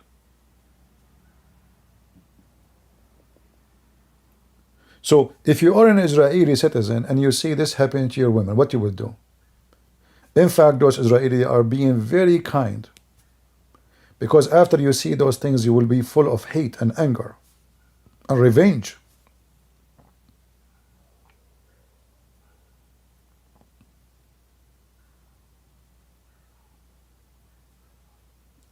Very cowardly.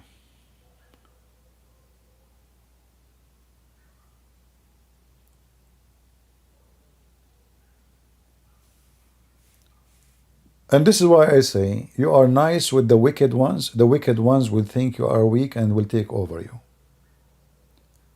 You see, always I have a problem with the Christians. They say to me, why you have a gun with you all the time? I say, well, I like to have gun. What's your problem? They say, but we are Christians, you know, we are peaceful. I said, what's wrong with you? I'm peaceful too. Did I kill anybody? Did I shoot anybody? They bully you, those Christians, literally. We go like hiking with the church member, like in my age, we were young. Why, brother, why you are holding your gun? Why you have a gun with you? I said, what's wrong with you? I like to take my gun with me.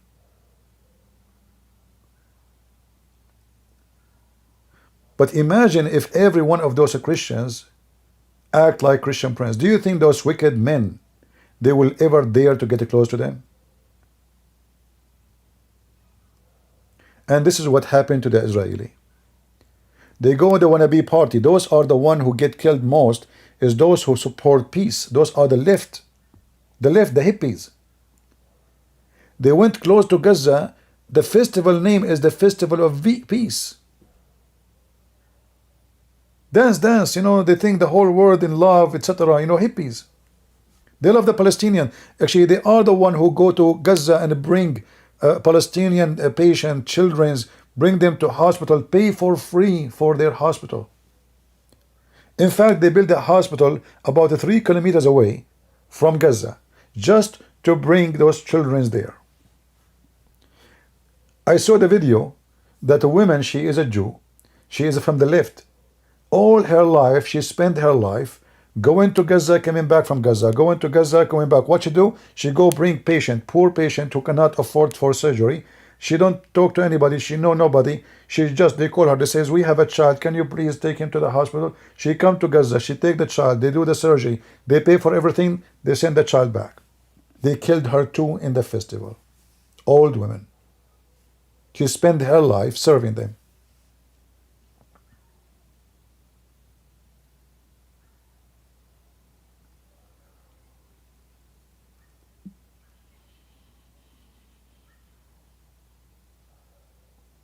Why Israel waited so long?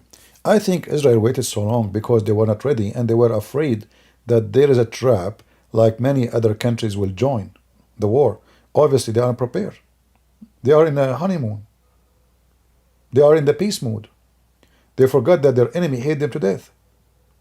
So when October 7 happened, obviously they are totally asleep. I mean, even in the day, the same day, it took them 7-8 hours for the army troops to join each other and to go after the terrorists.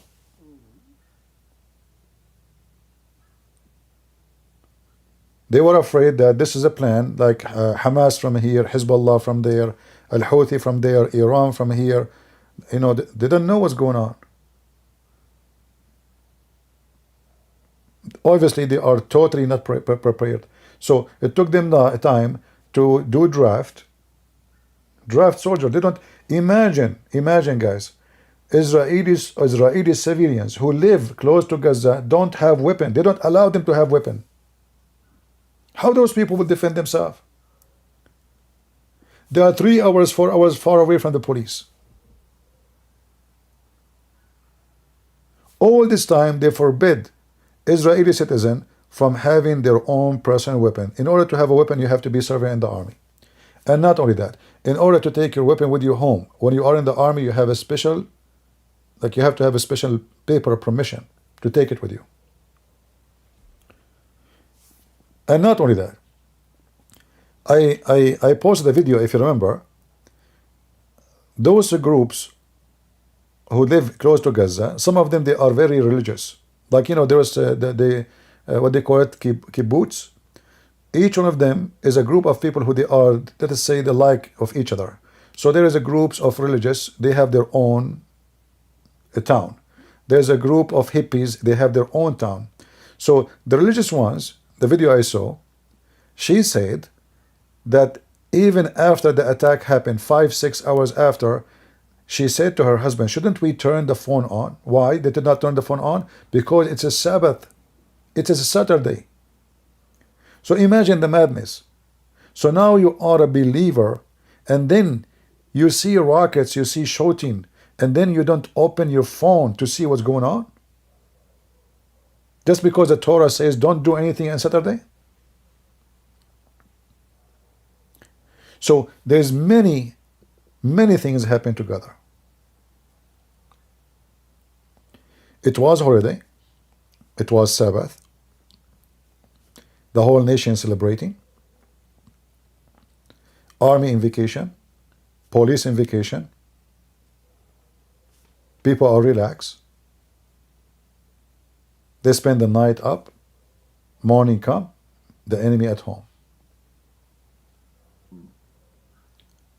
And what make it more difficult, actually more ugly, that the Shin Bet, the intelligence of the Israeli, they stopped watching phones of Hamas since 2018-19. Imagine. Why? Because they believe it's useless. Shouldn't you at least spy at the phones of the leaders? Shouldn't you? They stopped totally.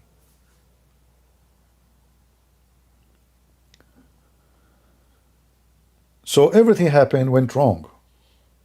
However, I believe, and I believe strongly, that even sometimes bad things can happen for good. You see, they lost, maybe by the end of this war, the Israeli they will count a number of 1,000, maybe 300, 400, I don't know. But I think what happened last month was a great event as a lose, in the same time as going to be great event for protection. Sometimes we need to get, like, let us say, we need to get badly sick in order to have the immune against the virus. The virus go inside your body. The first day you feel so sick, you are coughing, you have fever, you are tired. The second day you feel a little better. The third day, the fourth day, the fifth day, and then your body have immune system. So I believe what happened, it was after all for the benefit of Israel. So they will not ever go to sleep again. They will not trust a sensor in the border. What happened now will change everything in Israel forever.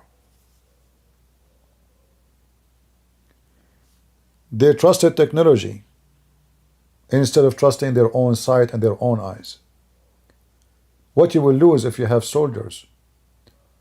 How in the world you don't have even good communication? How in the world there's areas in the borders don't have a cell service?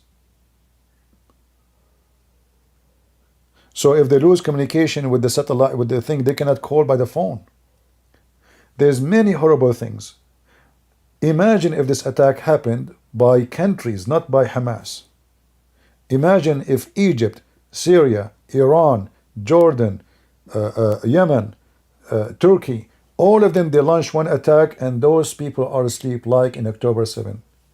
So the death will not be 1,200 something.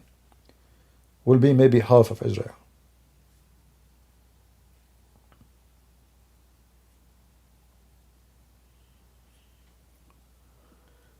So I believe after all what happened, it is for the benefit of Israel. In the same time, I am sure the Israeli will not leave Gaza anymore unless they put conditions that this area will be weapon free. And they can do it. All those who they are bragging about peace and protecting civilians, come over. Keep the civilians. No arms, no weapon. They will not allow Gaza to have weapon again. Which means from now on, people of Israel, they will not be worried about Gaza. No one can get into Israel. Nobody can get out of Gaza. They want to go out only to Egypt. That's it. They have borders. And then Israel will be concentrating in the West Bank, which is very easy to control compared to Gaza. And the next step is to teach Hezbollah and put it in its place.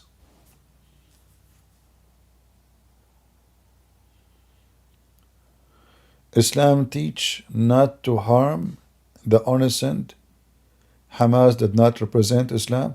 Yeah, maybe Muhammad did not present Islam too. Isn't it your prophet he kidnapped women and he raped them? Isn't it your prophet when they ask him about killing the children, he says they are from them? Guys, Hamas don't present Islam. Okay, do Muhammad present Islam? Oh, Muhammad is not a Muslim. He's a Hindu.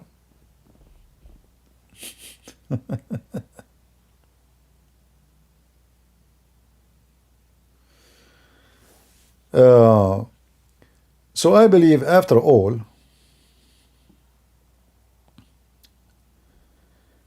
it was for the benefit of Israel, even though it was painful. But you know what?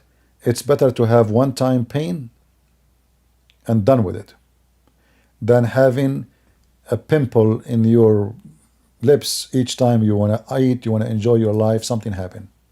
Just finish it. This is a cancer, and cancer cannot be stopped sometime unless you cut the part.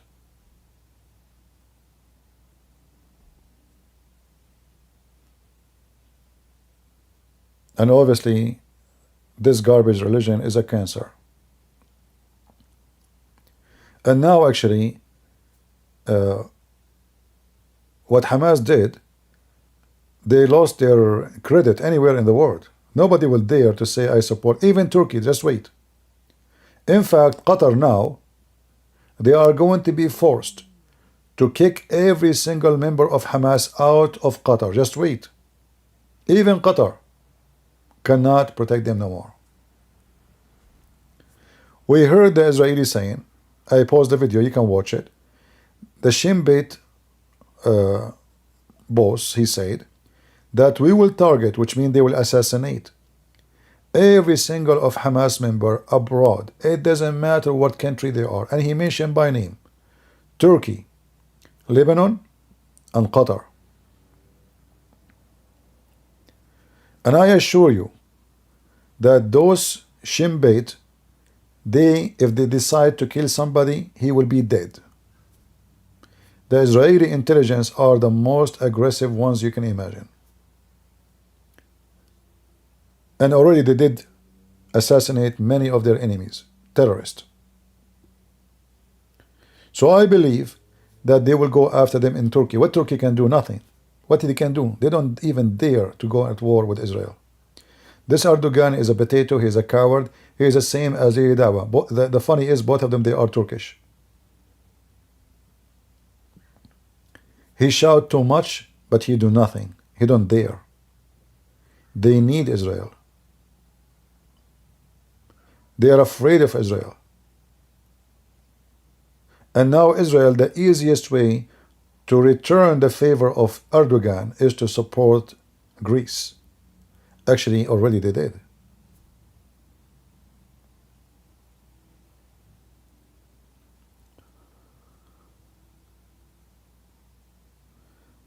Yeah, Erdogan, he warned Israel. He boycott Starbucks.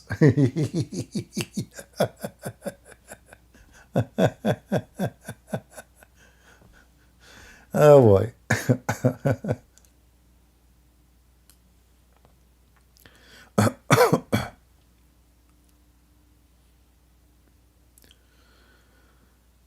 Anyway, you know, as I said, bad things, and who care really who support Israel, who don't? You see, at the end of the day, all of them, they will need Israel. See, all those government who speak against Israel, they will come like puppies to Israel. The Israeli, they control the most massive, important engineering for software, weapon, technology, you can name it. So any country thinking of having advanced weapon, they need as a must the technology of the Israeli. You cannot have technology without their technology. Even your microwave will not work with without the Israeli chips. So the Israeli is not just a country of 5-6 million people and they have nukes. No, no. In fact, all Muslim countries, Saudi Arabia, Emirates, Bahrain, in order to do intelligence work, they need the Israeli software. This is why I'm not really worried about who shout much like Ireland, you know, those people there, they are against Israel. Oh, okay, don't go to Israel, who cares? Israel survived, my friend, through very harsh time. It's not you, it's not the bigger than you, not even America can take Israel down. I assure you that. In fact, the Americans, they are not supporting Israel, they are supporting themselves. It might appear that the Israeli, they need America, but in fact, the Americans need Israel.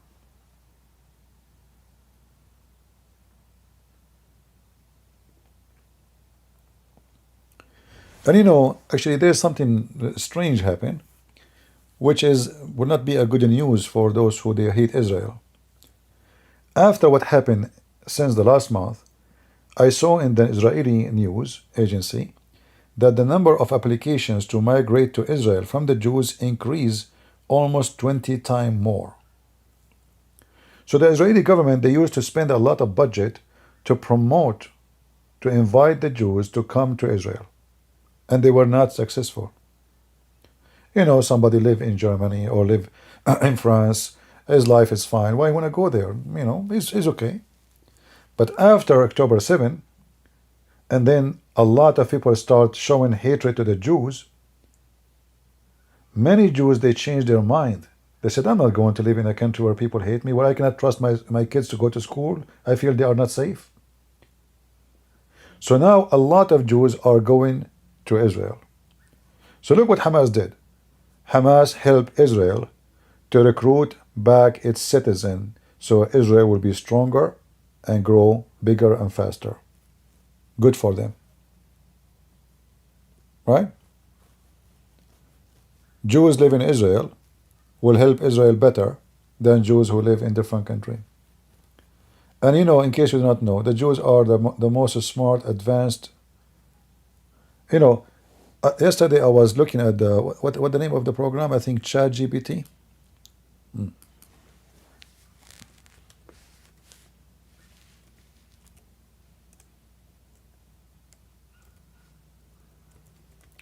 I mean, the Jews, they are the one who is making every software. I forgot the name, not ChatGPT. Hold on, what the name?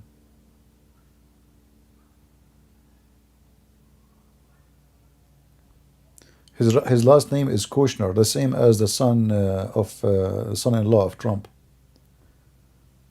I forgot what company they are talking about. That guy, he is just a kid. I don't think he is like maybe 28 years old. But he looked like it. He owned already $83 billion. He created a software, I forgot the name. And he's a Jew. And here you ask yourself, why those Jews, they are always the successful? Why the Muslims are the most horrible failure nations? Even America, when America have her first nuke, it was made by the Jews. Which means the strength of America to be the most powerful, to stop the World War II, to have victory against Japan and the enemy, it was because of a bunch of Jews.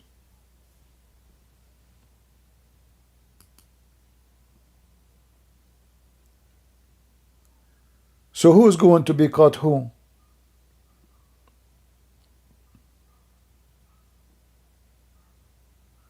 Who need who? This is why the Saudi, the Emirati, the Bahraini, all of them, they are desperate to have peace agreement with Israel. They need Israel. They cannot fight Iran. Iran is going to swallow those countries. Just wait. For me, actually, it's my happy day to see Iran eating those cowards alive. I wish time will come and the stupid American will not involve to defend them. If not the American, the Iranian Shia, they will eat those Sunni countries one by one, including Turkey.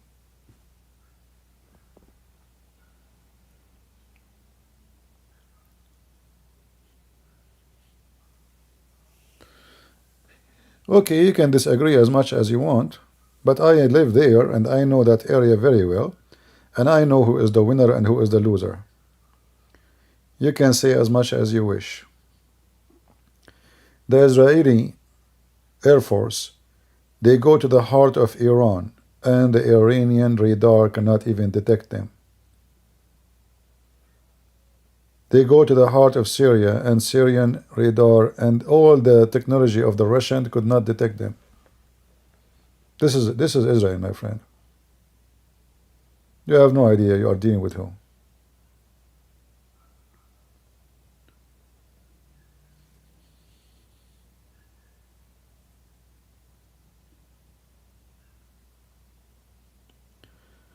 Why Sam Shamoun, his hands was shaking when a group of Muslims called in? I don't know. Maybe he was squeezing the balls of your prophet. Do you want me to show you your prophet? His hands is shaking for a different reason.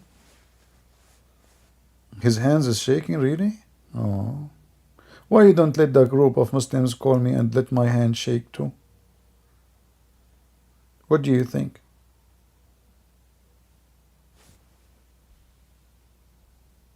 Do you want to do that?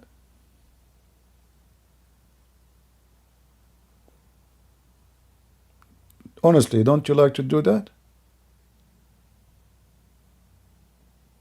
Why you don't call them and all of you, you come together and you call me? And you know, like, you don't need to see my hand, you will feel it in my voice. I will be shaking too. You want to change the topic? You don't want to talk about Hamas? Hamas is shaking in their pants now. Look, look. Do you see what it says? That the IDF now, they surrounded the house of Yahya Sinwar. This is the biggest rat. Is he shaking? Do you think he's shaking now? I'm not sure, really. I think he's brave. I don't think such a person, he will be shaking. I mean, so what? The Israeli, they will take him, they will put him in their jail, and they will feed him. They will feed him very well. Just wait.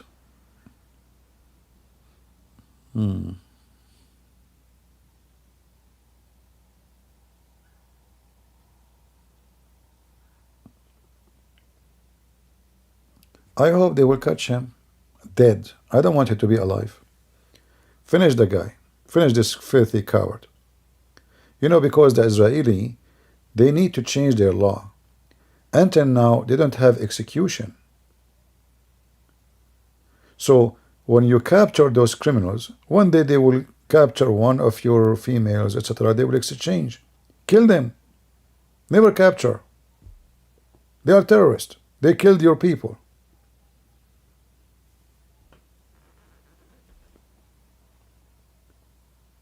And they need to change the law that the one who kills an Israeli citizen, execution is the penalty for it.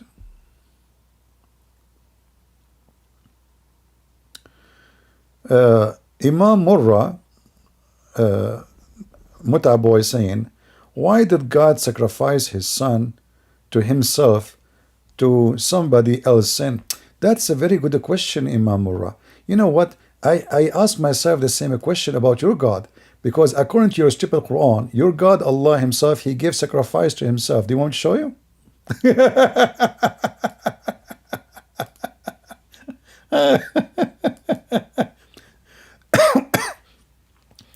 I mean, can you find that Abdul is not a donkey? Sorry, donkeys, I apologize. I don't mean to hurt your feeling. I know you don't deserve to be called Abdul.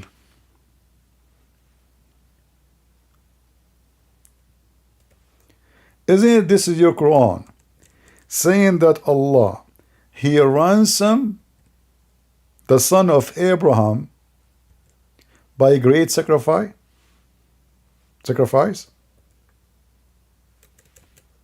So here they'll give you the same question you gave us. Allah gave sacrifice to himself. For which sin?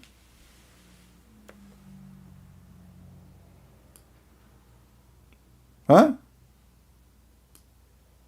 Do you know?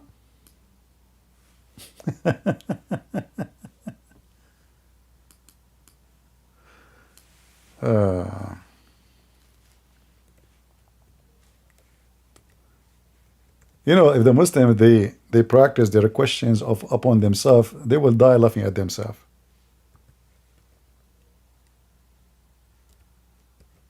Hypocrite. Exactly like their prophet. They claim they are against something, but this is what they have in their religion.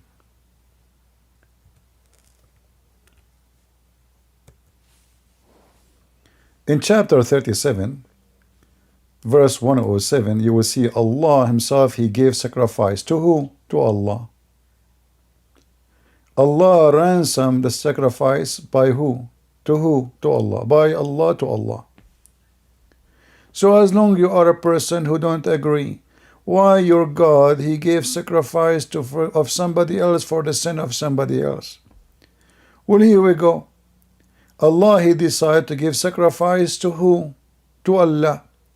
And then who is the one who took the sacrifice? Allah.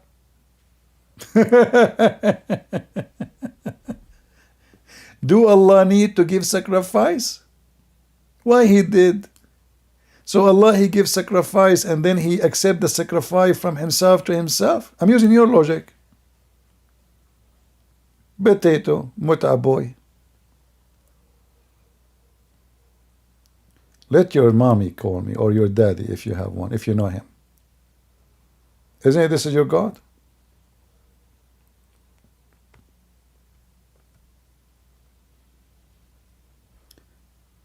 Are we taking notes, Christians? How to refute those potatoes? This is in their religion. Allah himself, he gave sacrifice to who? If you, it's not logical that God himself, he gave sacrifice to himself. That's what he said. We as a Christian, we don't believe in such a garbage you are saying that. We believe that the Messiah sacrificed himself to save us. He did not sacrifice himself to the Father. He sacrificed himself because he loves us.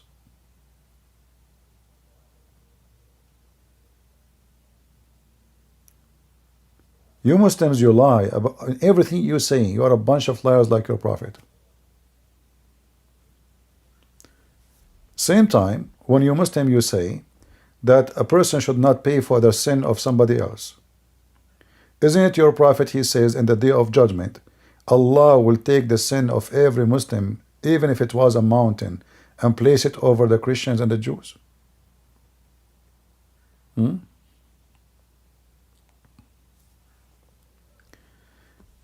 It is not sacrifice, it's a test. Allah don't punish innocent? Okay. Well, isn't it this ram is innocent? What the ram did? Same time, as long Allah don't punish innocent. According to your prophet, once upon the time, thousands of years ago, there is a lizard, he did blow air at Abraham, to burn Abraham. True story, true story. So why your prophet is ordering, commanding to kill every lizard? Should you pay for the sin of your father?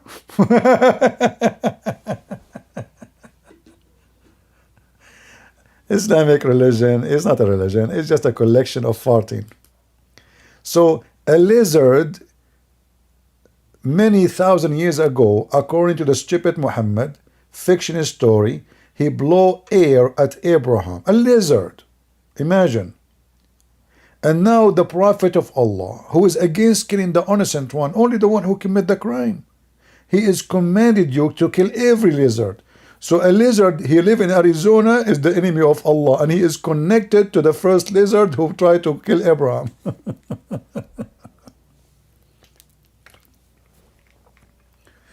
You know, when a Muslim, he say innocent, Muslim, he don't mean it.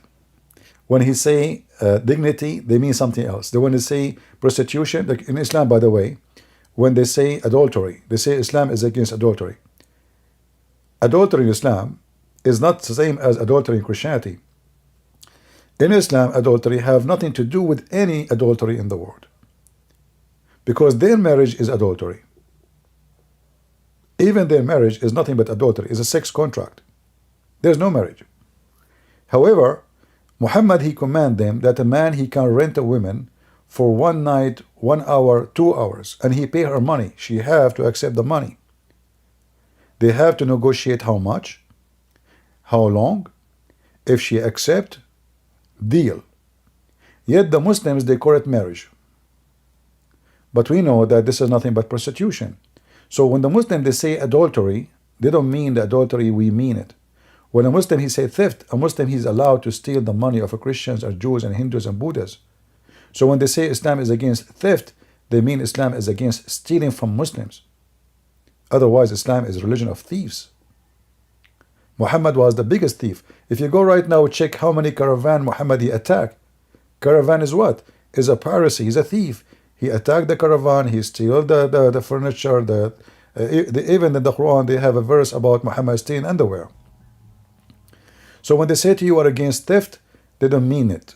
When they say to you we are against lying, Muslims are allowed to lie to non-Muslims. They are allowed to lie to their wives. The wife is allowed to lie to her husband. So who's left? They cannot even be honest inside the family. So how they can be honest with you? Muslims, they might use same words you use, like marriage, but they don't believe in marriage. Dignity, they don't believe in dignity. Honesty, they don't believe in honesty. A Muslim, he says to you, I'm going to take an oath, The second a Muslim, he says to you, I want to take an oath, that means he's a liar, because the Quran says Allah will not take you accountable for your false oath. Which means even they are allowed to take a false oath. For Allah judged them by what they meant in their heart. So the Muslim will swear by Allah, I swear by Allah you are my friend. In his heart, he is believing the opposite. This is Islam, my friend. We are not making things up.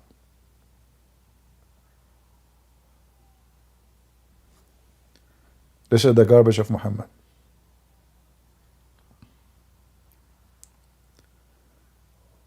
Never believe in what they say. Never believe in their oath. Their oath is useless.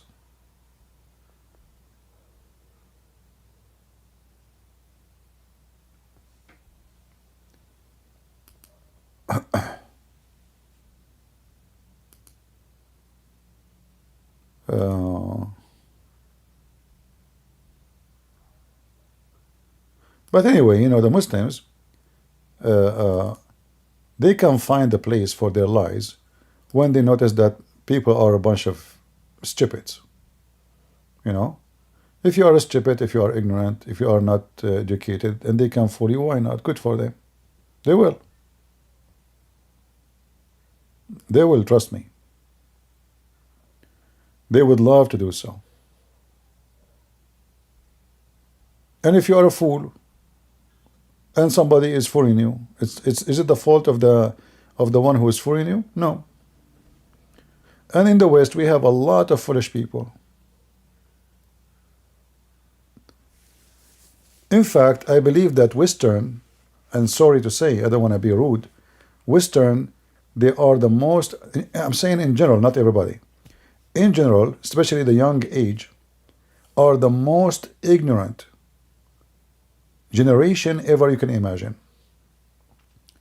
They graduate from high school, they don't even know how to do math. Simple math. They have zero knowledge of geography, which means high school in America, they lost. You know, this is why America is not going to stay the same way. America, like when you say scientists, where is the scientists coming from? Those are the one going to be scientists. In many states right now, they are even dropping the math exam. You don't need to take it. Why? Because they're afraid that immigrant or migrant, they are hurt. Their feeling is hurt. This is mathematics. What feeling? What hurt? What migrant? Very awkward, very stupid. They are confusing their kids. They give them no education. A child, he's an adult, a growing person, man, he know nothing. And then the Muslims, they come and they fool them.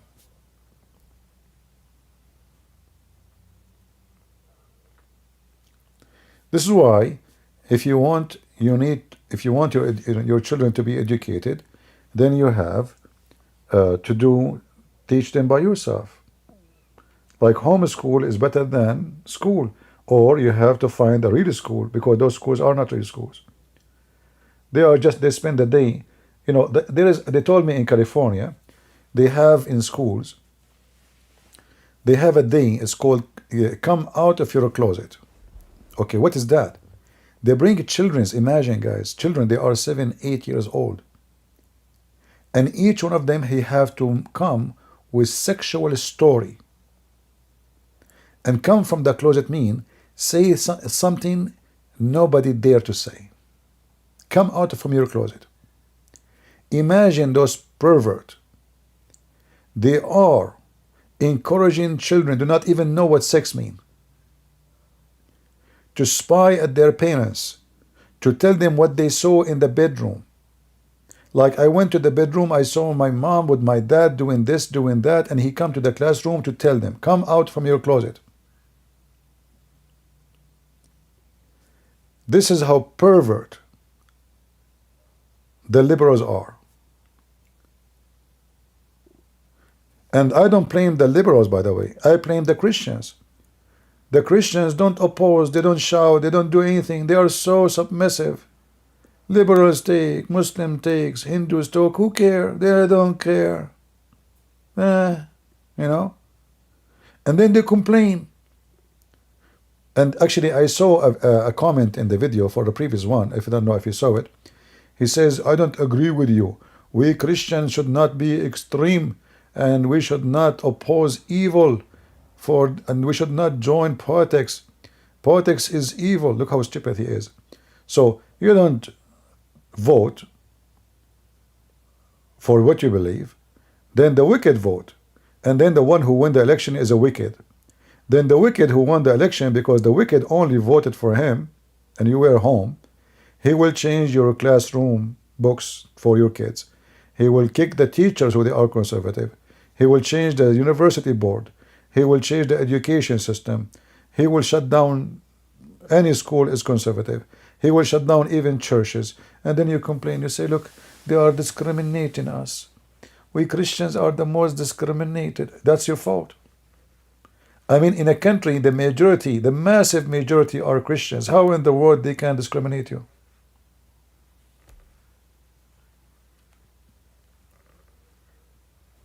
How in the world they can discriminate you? You are the massive majority, not just a majority. But they don't go to vote. There are stupid priests, they tell them, don't vote. Don't involve in politics. Oh, politics is from the devil. All those politicians are satanic. In fact, he is satanic.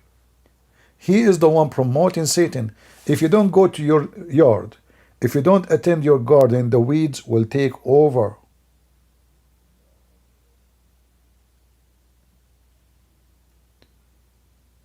Nobody will clean the weeds of your yard except your hands.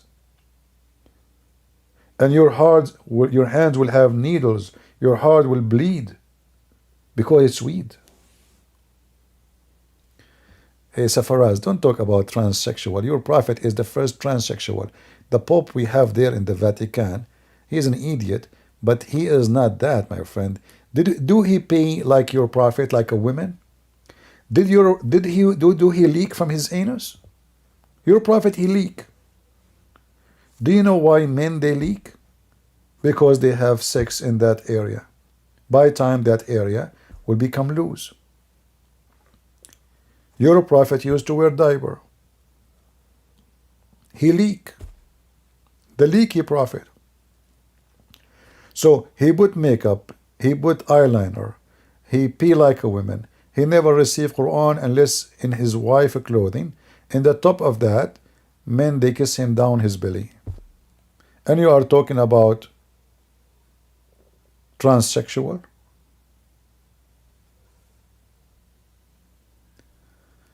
Do you think Christians should say the name Allah to God? No, for sure not. Why? What Allah have to do with us? Open the Old Testament, find me the word Allah. Like, do God forgot to mention that He is Allah? All the prophet, what about in the New Testament? Did Peter, did the Messiah, did Moses, did Zechariah, did Isaiah, all of them, they forgot to mention Allah? Why? They dropped the word?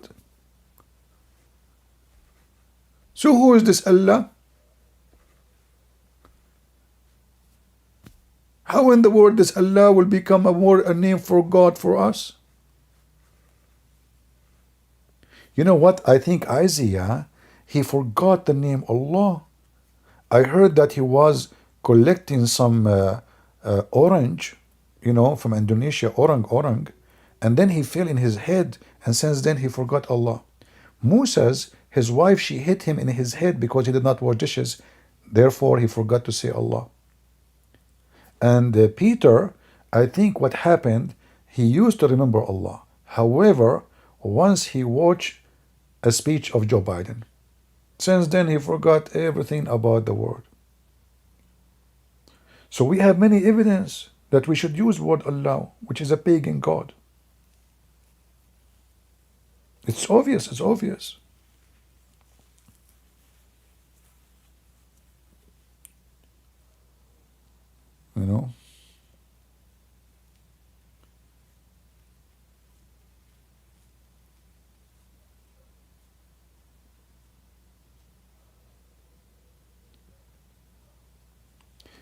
My friend, first of all, in the Bible, there's no names of God. Even though the Bible used the word my name, that God said my name. But in reality, it's not even a name. Even that, even Yahweh is not really a name. It is a sentence. There's no names in the Bible. In the Bible, there's no names. The word of Christ is not a name. The word Yeshua is not a name. The word Adam is not a name. Abraham, not a name.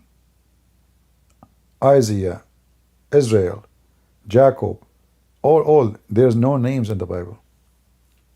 The Bible is a very deep book. It's not a story about this guy, his name, etc. He said to that. No, it's even the name themselves is something very special. The name itself is a story by itself. Like if you go right now, check why Abraham, his name is Abraham, or what the origin name is. Go check it out. You will be surprised. Why Moses was called Moses. Go check it out. And then you will find that everyone, why Yeshua, his name is Yeshua. Why Israel, his name is Israel. You will find that every name have a reason, have a story. It's not a name. And that goes for our Lord too. There's no name can describe him.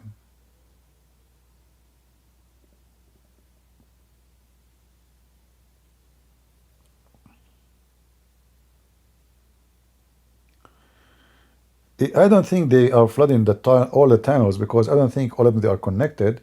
But I saw a video, I posted myself actually, they were flooding a tunnel somewhere. But my idea actually, I think it's better than what they are doing. My idea is to switch the sewage into those tunnels. In the same time, they should destroy them, not only, like maybe now, for now, just to kill the terrorists, to be sure nobody is there alive. But in the long run, they have to destroy them all. But for now, just to flood it.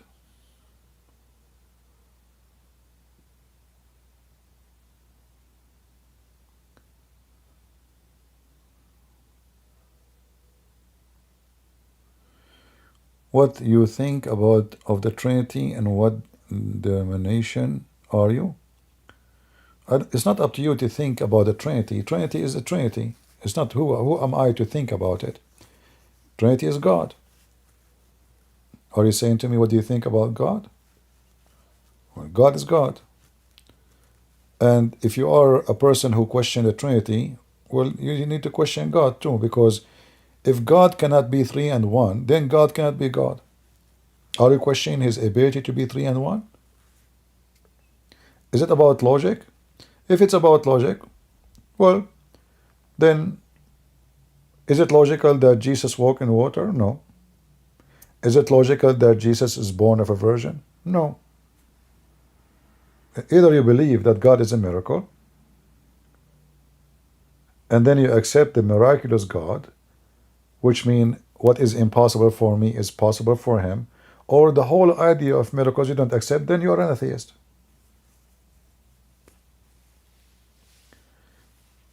So when somebody he tried to, like some people, they want to design God as they wish. They say, I don't like God to be three, I like God to be one. But even one doesn't make a difference, so who cares if it's 1 or 5 or 7? The question is it true or not? If somebody have 1 billion God, and they are true, well, he's right. Who cares? And it's not up to you to like or not to like. Are we buying potatoes now? Are we doing shopping? Go to Amazon, buy a God for you. In Amazon, they tell you how high he is, how heavy he is, what fabric he is made from. Are we designing God, or we are accepting God to worship? Are we acknowledging, or we are electing and selecting? So people, they say silly stuff, and I find it, it comes from a silly mind, silly brain.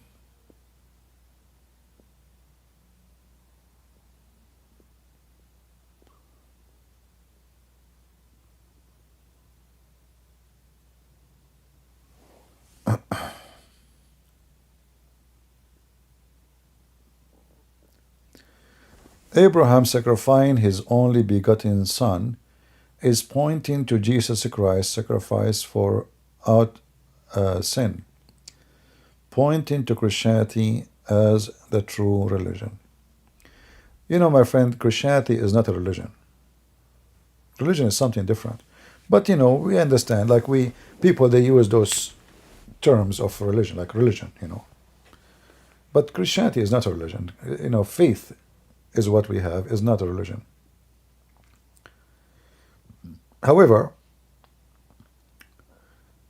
we believe everything in the Bible pointing to Christ because he is the Savior.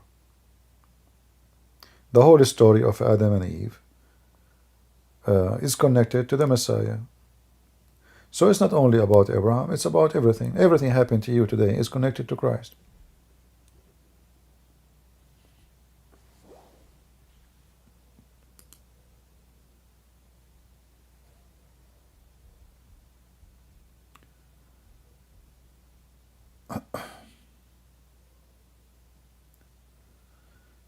All right.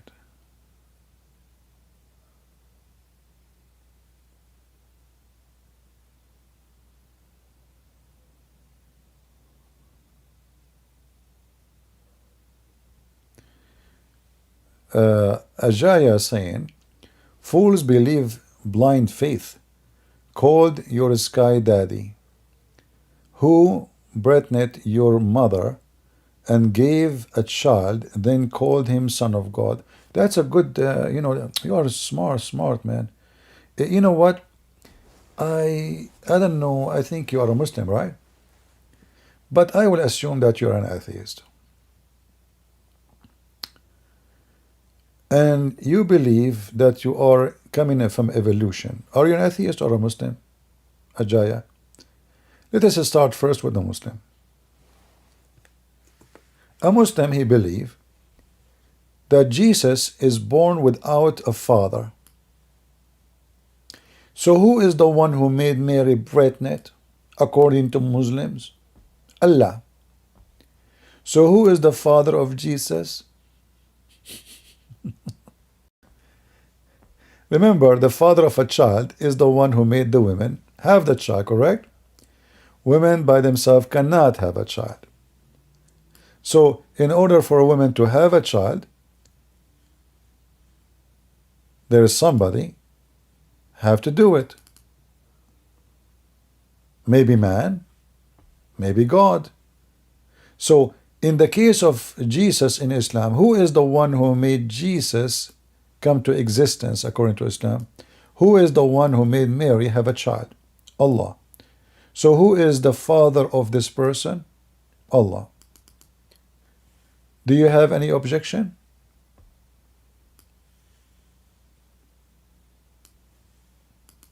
Are you making fun of Allah, Mr. Ajaya? Who is the father of Jesus? I'm just waiting for you to give me explanation, so I can call him by the name of his father. Remember the Quran? The Quran says, call them by the names of their father. The Quran says that. I can show you the verse. ادعوهم بأسماء آبائهم. Call them by the name of their father. So I want to call Jesus. Jesus, son of who? I'm waiting for you.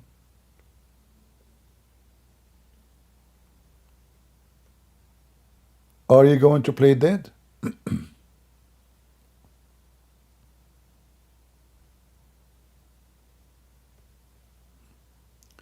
You see the stupid Muhammad, and they forgot that their religion is copying our belief, and that make them always in trouble. Can you show the verses that Allah He made? Yeah, sure. Here we go.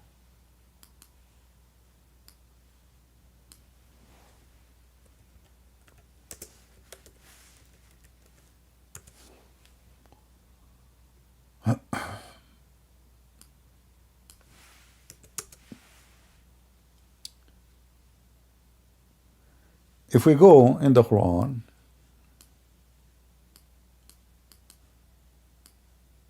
let us read the first verse.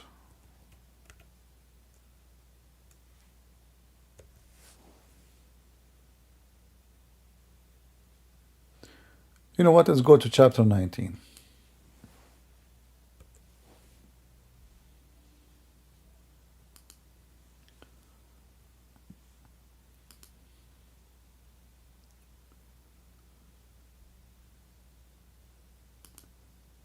If you go to chapter 19, verse number 19, and you read the verses before it too, you will see that the Quran saying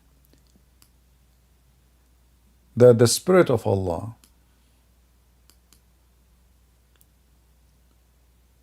appeared to Mary, and he came to her in an image of a perfect man. Mary, she said, I seek refuge by God from you.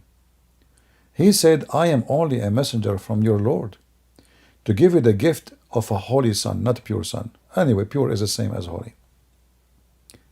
Mary, she said, how can I have a son if no man has touched me? And this is chapter 19, verse number 20. So who is the father of Jesus according to Islam?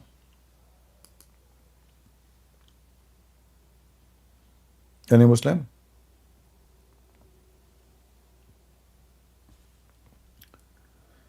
In the same time, the Quran confirms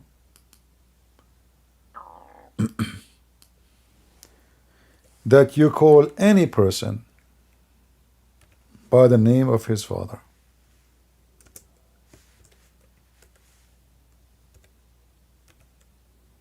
Don't call them by any name.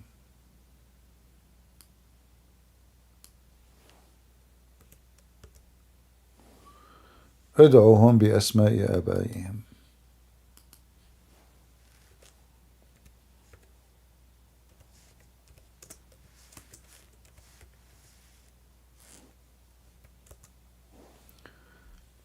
Let us read together.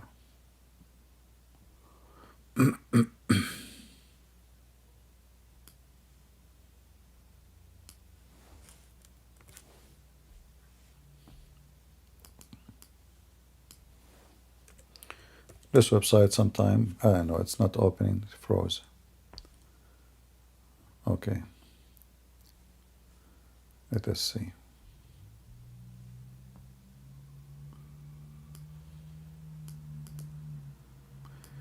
I prefer this website better than others because it has the Arabic and English side by side. So when you zoom into the Arabic, it's so clear. When you zoom into the English, it's so clear. So the Quran commanded the Muslim to call any person by the name of his father. So let us practice the Quran, Muslims. I want to call Jesus by the name of his father. Who is his father? Who is the one who made Mary have a child? Give me his name. Anyone?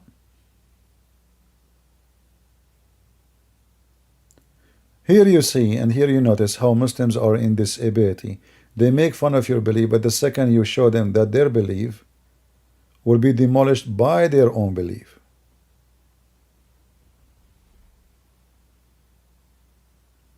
And why even Jesus have no father? Give me a reason.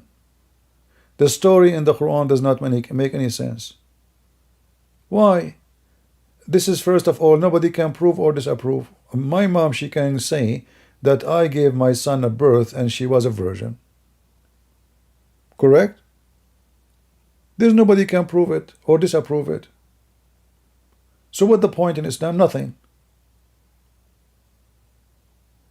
Because according to the Quran, miracles happen because Allah wants to show you his ability. Okay, who can prove if Mary was virgin or not? This is something nobody knows except the woman herself. So the virgin story of Mary have no place in the Islamic religion. It's stolen from us. But in Christianity it makes a lot of sense, for he is the Son of God. He is a son of no man. When Jesus asked the Jews, what say you of the Messiah? What you say about the Messiah? They said he is a son of David. What Jesus said? He said, well, if he is son of David, then why David call him my Lord in a spirit?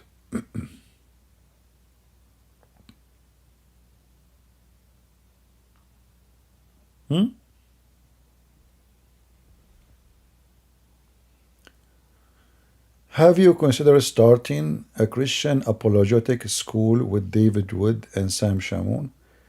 First of all, I don't work with others. Same time, what I'm doing here now? What exactly I'm doing here? Isn't it this is a free school? Do I need to make it? Do I need to call it school to make it a school? And trust me, if you call it school, nobody will come.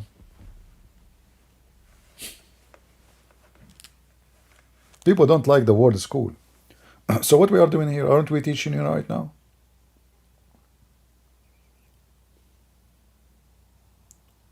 Isn't this is a school?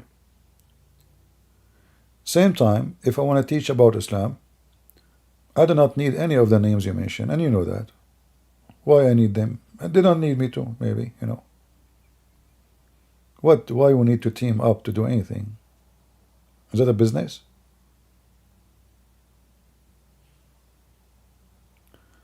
Online, you can bring people from around the world, from every ethnic, and we do it for free.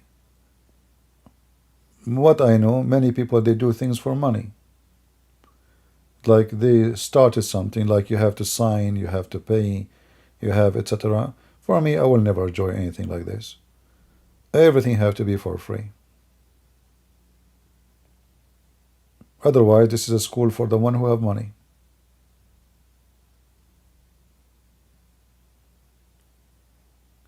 If you're really interested to help people, then you do it for free.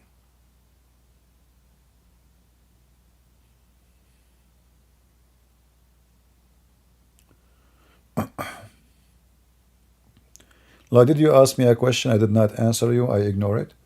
I have like tons of a chat.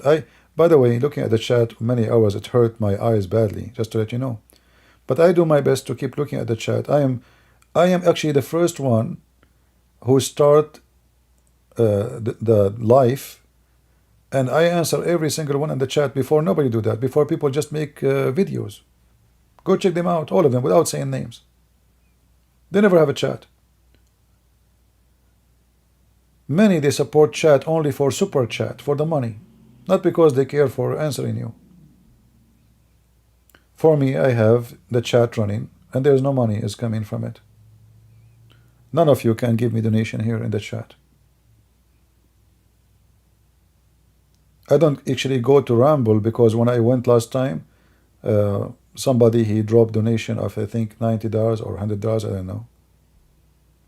It wasn't the plan. I felt like, you know, there is some people now, they will feel that there is someone he can donate and there is some they cannot. So the poor one will feel guilty now. Look, oh, this guy, he gave $100. I'm poor. What I can do? Christian Prince, now he will like him more. So I'm not going to Rumble. Otherwise, Rumble will be better for me, maybe. In fact, here I can just click one click. I can activate my super chat. YouTube was fighting me for many years. Suddenly, I don't know why, the super chat option is active again. You know, like you can click and activate it. But I will not do it.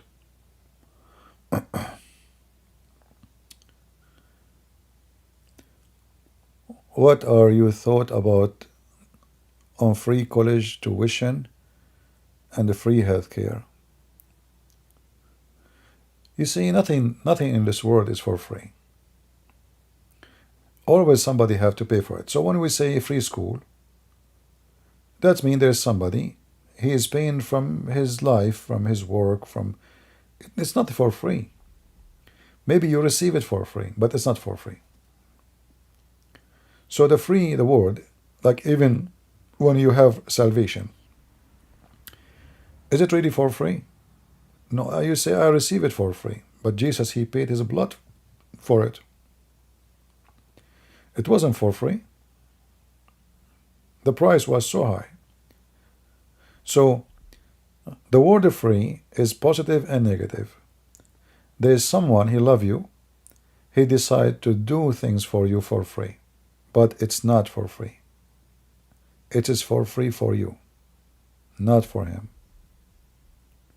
So what is free can be expensive, but sadly, people, when you tell them for free, they look at it down.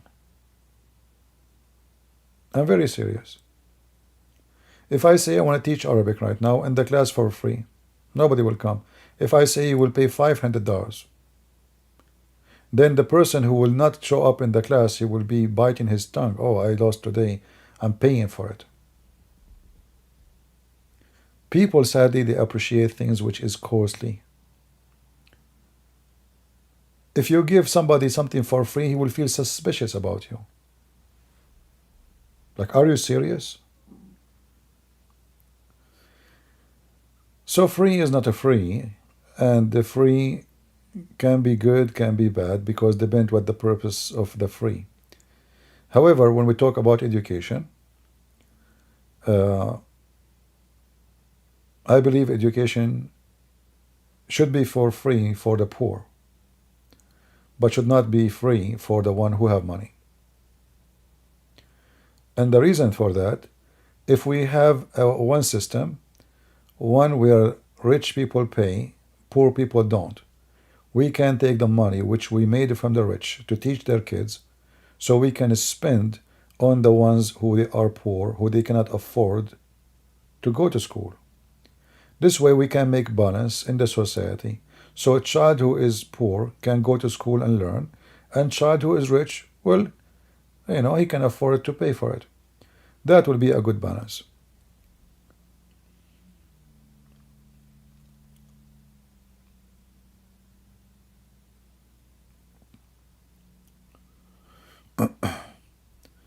Health insurance, like, is it fair that I am in the state now, I pay tax and I cannot have health insurance? Is it fair I'm afraid to go and fix my teeth? Is it fair that it's so expensive to go to hospital? It's not fair. This is the most rich country in the world. But every citizen in this country is terrified to go to doctor. So, for free can be good, but if it's cheap, then it's equal to nothing. If they will bring you a doctor, he have degree from the middle of nowhere, and then he will play with your mouth or your belly, So it should have a balance where the doctor who spend his life educating himself, make a good income in aspect of his hard work, but not to be a thief, not to be a criminal. Healthcare in the state is a theft, big theft. What you pay in different country to fix your teeth is not even 1 hour wages for a doctor in USA. You can fix maybe 5-6 teeth in different country. Is not enough even for one time visit to the doctor.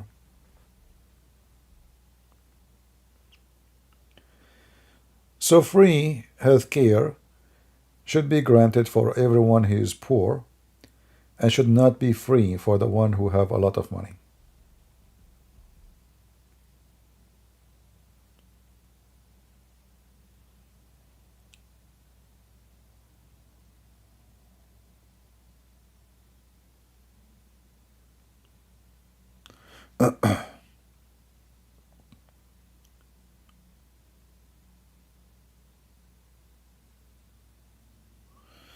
All right. Can you call me? Call me for what, my friend? What for? Just ask your question here. I'm having a bad ear infection. I think shaitan might be in your ear. What you should do? Well, very easy. Don't use it no more. Close it.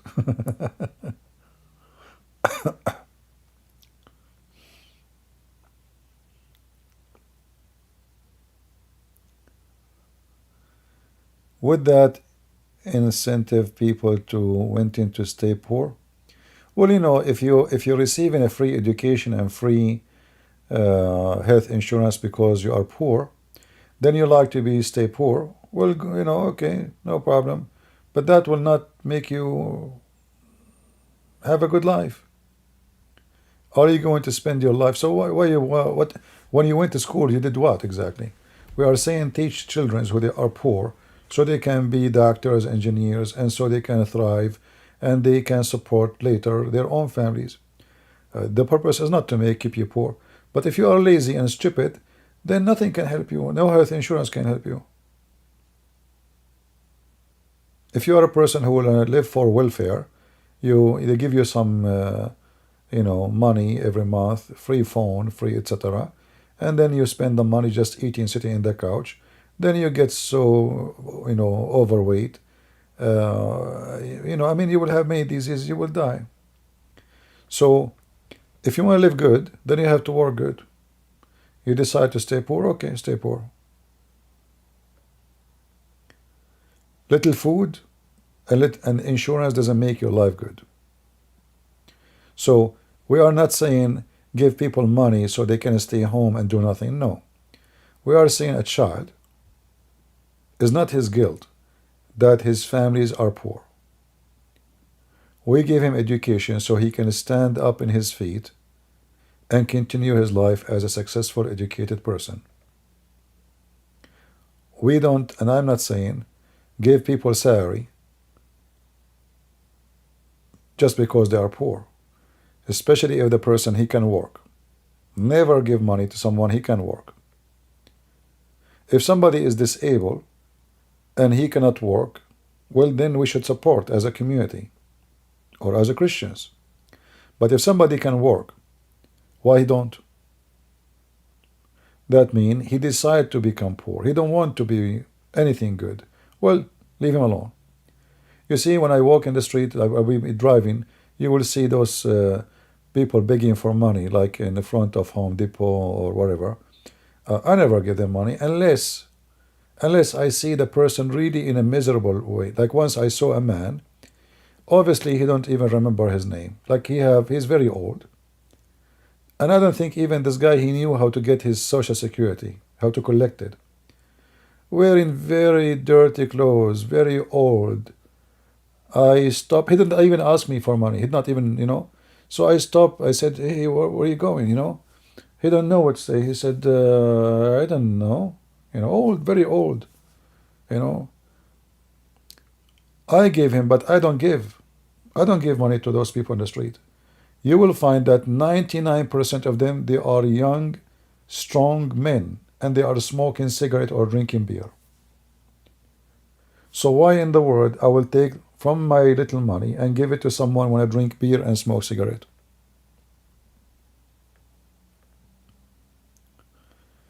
So if you want to give, you give only to someone you think that this person is not capable in any way to support himself. If he is, and you give him, that means you are encouraging him to live bad and die bad.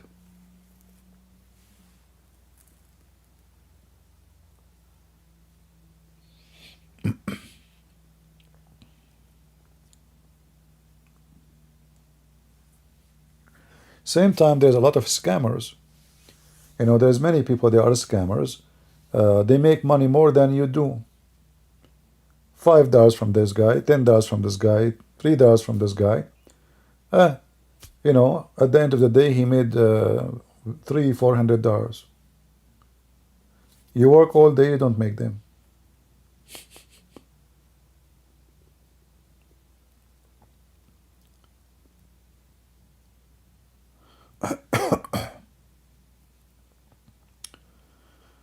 We cannot slow discretion who we help.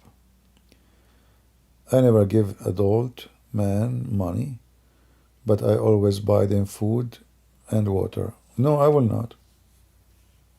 I will not do that.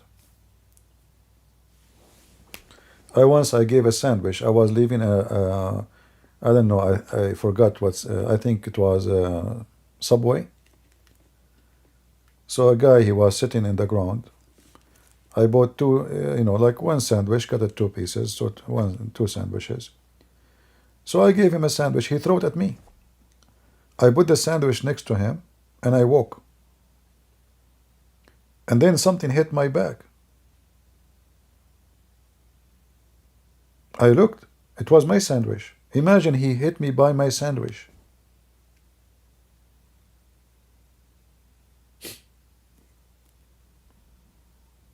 I gave him half of my food. He threw the half of my it's one sandwich, the long one. I eat one meal a day. I don't eat 3 meals. So big sandwich, I cut it to pieces. So I don't need to carry the whole thing like a tube in your hand. And he put it for me, the other half, in a plastic bag. I went outside. I'm walking. I saw this guy. I said, you know what? I can live with half sandwich. So I put, very polite, I put the case next to him in the plastic bag, which means it's not touching the floor. And I did not even look at his face, because I don't want him to see, okay, thank you. I don't want to hear it. And then I walked just a few steps. I felt something hit my back. I look, who's the one hitting me? I look behind me. It was a sandwich. He hit me by my sandwich. He said, what you do? Why you do that? He said, I want cash, don't you see?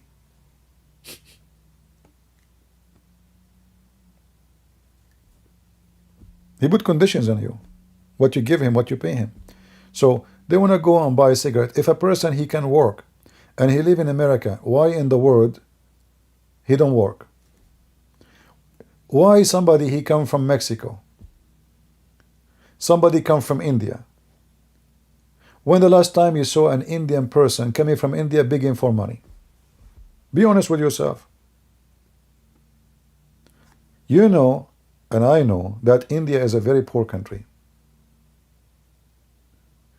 Those people, they come and they work so hard to make living and to be successful. And then you will find somebody is born in this country, he have no accent, blonde or black. They are citizen. They are born here. They have all the opportunity, not like those people, poor migrant who don't speak good English. Like now, if I apply for a job, I have many difficulty to be accepted because of my language skills. Right away, the first difficulty I will have is language skills. So why somebody coming from India? I never saw one Indian person begging in the street in America for food. You tell me why.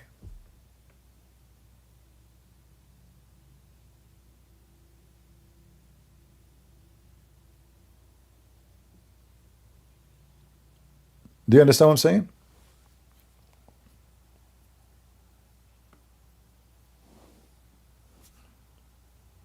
They are coming from a very poor country, but because they appreciate, they feel so lucky to be in the state, so they work so hard and they get successful.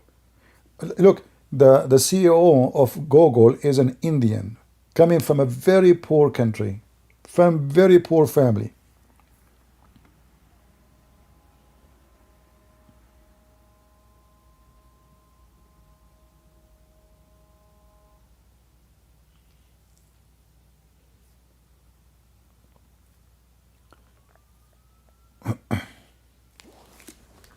And here you will find somebody. He is blonde. He is 25. He is strong. He have tattoo in his hand. He is smoking a cigarette, and he's sitting in the ground. And he have a sign next to you. It says, "Please help. God bless you." I will not give him.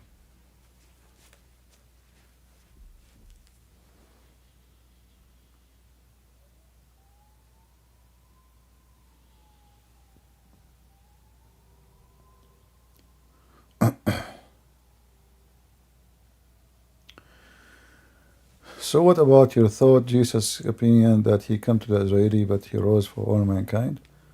Well, it's not a secret that Jesus, he came. He said, "I came to my people," right? Which is where people are waiting for him. But you need to remember that the Messiah was not rejected totally by the Israeli. Otherwise, who is the disciples? Aren't they the Israeli too? So when the Bible speaks about those who reject, it doesn't include everybody. But there's a big number who refuse, and there's a big number who accept.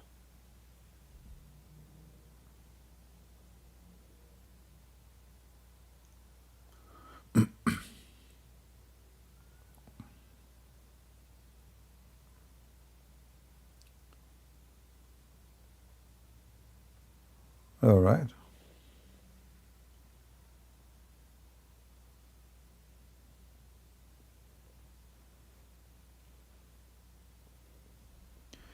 You see, if we are in a time where people have no jobs, like economy is so bad, then I understand that even a young man who can work, he cannot find work, right? But it's not the case. It's not that bad, you know?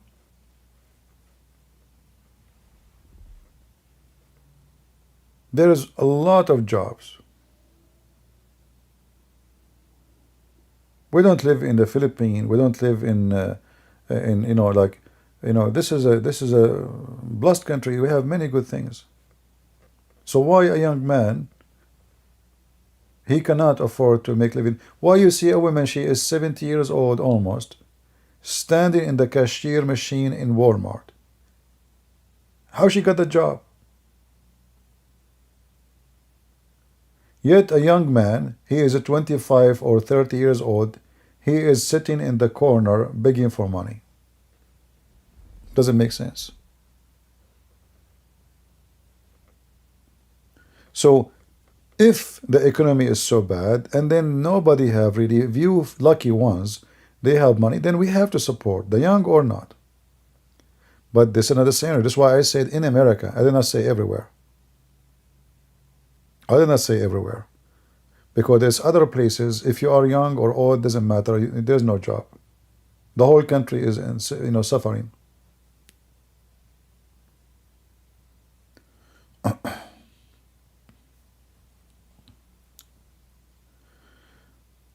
Among the Islamic sect, who are the Ibadi sect? Heard that they are most tolerant liberals, modern as well, very moderate. Is that true? There's nothing called moderate Muslim. That's a lie. Whoever says that to you, it's not true. You know what happened?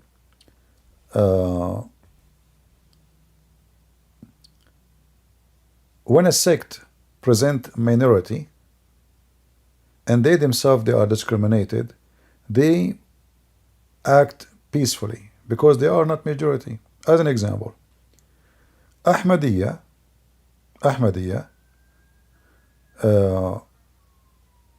when they speak about Islam, they sound like very moderate and they are against terrorism. But they have an Arabic TV stations. And I made the videos for them actually. And they were talking about, yeah, do jihad and cutting the head, what's wrong with that, beating women. So I made a couple of videos and they right away, they report for copyright and take them down.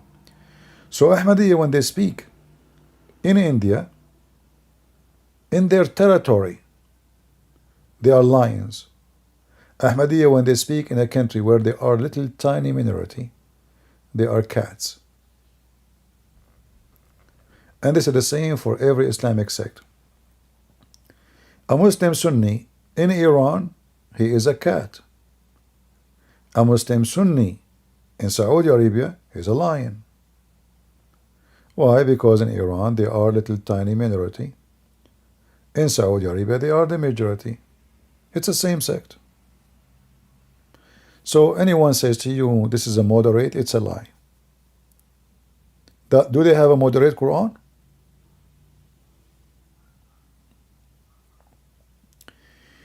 Do you want Bashar al-Assad to stay in Syria or to step down? First, who am I to want him or not? I mean, this guy, he is a dictator. You like him, you don't, he will stay. Secondly, it's not about the person, it's about who is going to be next.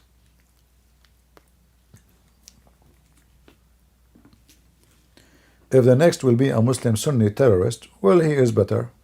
Even though now the Iranian, they are almost in control of the country, but he's still better than the rest. At least he don't bother the Christians.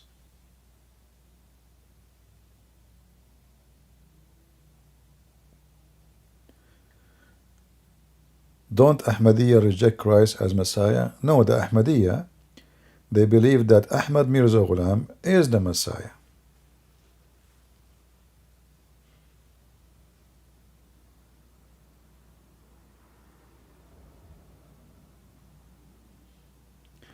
What do you think of Bahi religion?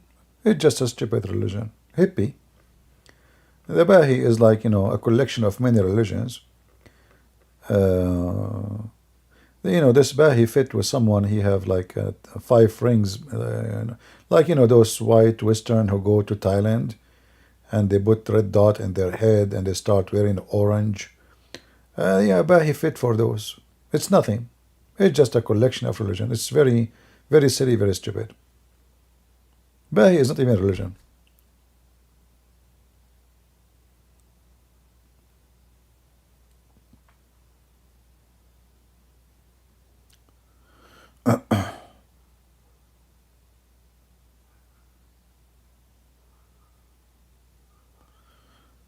The child Muhammad had with the maid, is that the child who died? Yes. But this is not his child. She is a Jariya. Jariya means she is, anyone sleep with her. He own her. But she don't live. She live with, she's not his wife. And that make her available for anyone.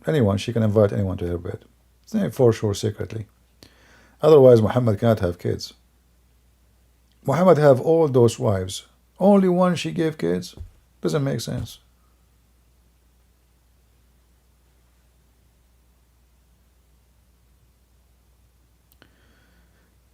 The Druze, well, the Druze are a religion by themselves. They are born of Shia, and they have a lot of history of aggression against Christians. They hate Christians a lot,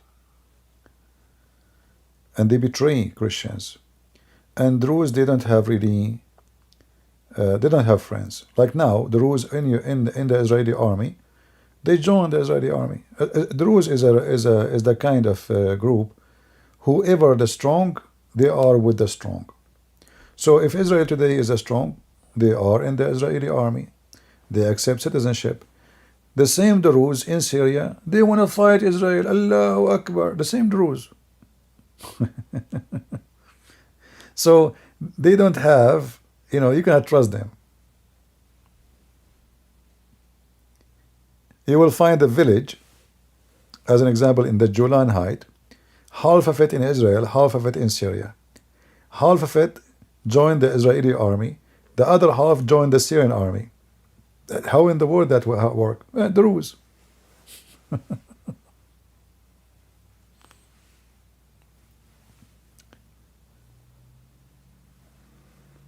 And that the rules, they have a very weird, they are not Muslims, it's a collection of belief. So Al-Hakim bi Amrullah al-Fatimi, he was the caliphate for the Fatimiyin in Egypt, and he have a spiritual son. His name is Hamza al-Bahlawan. They exchange 7 letters, the letters of wisdoms, and this is the book of the Druze. Druze don't have Quran, even though they claim they have Quran, but they don't. They don't believe in the Quran. So when a person here reach the age of 40, they give him his religion. Before the age of 40, any person he is a Druze, he don't know anything about his religion. Little. At the age of 40, they will allow him to join something called al-khulwa, which is, I don't know how to translate this word. Khulwa is like, isolation, like you.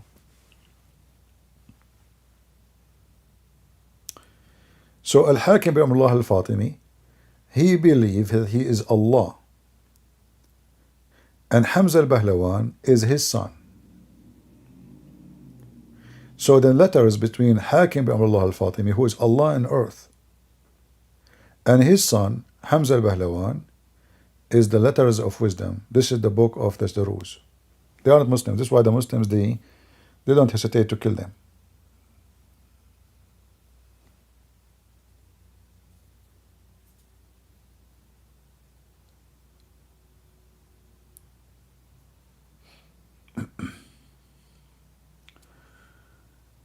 Okay.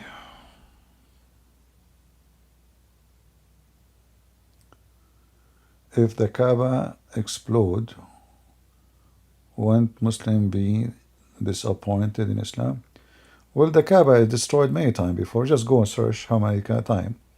The Kaaba destroyed by Al-Qurmati, by Al-Hajjaj ibn Yusuf Sakhafi, by I think Zubayr, but many times, totally destroyed. And Muslims left Islam totally.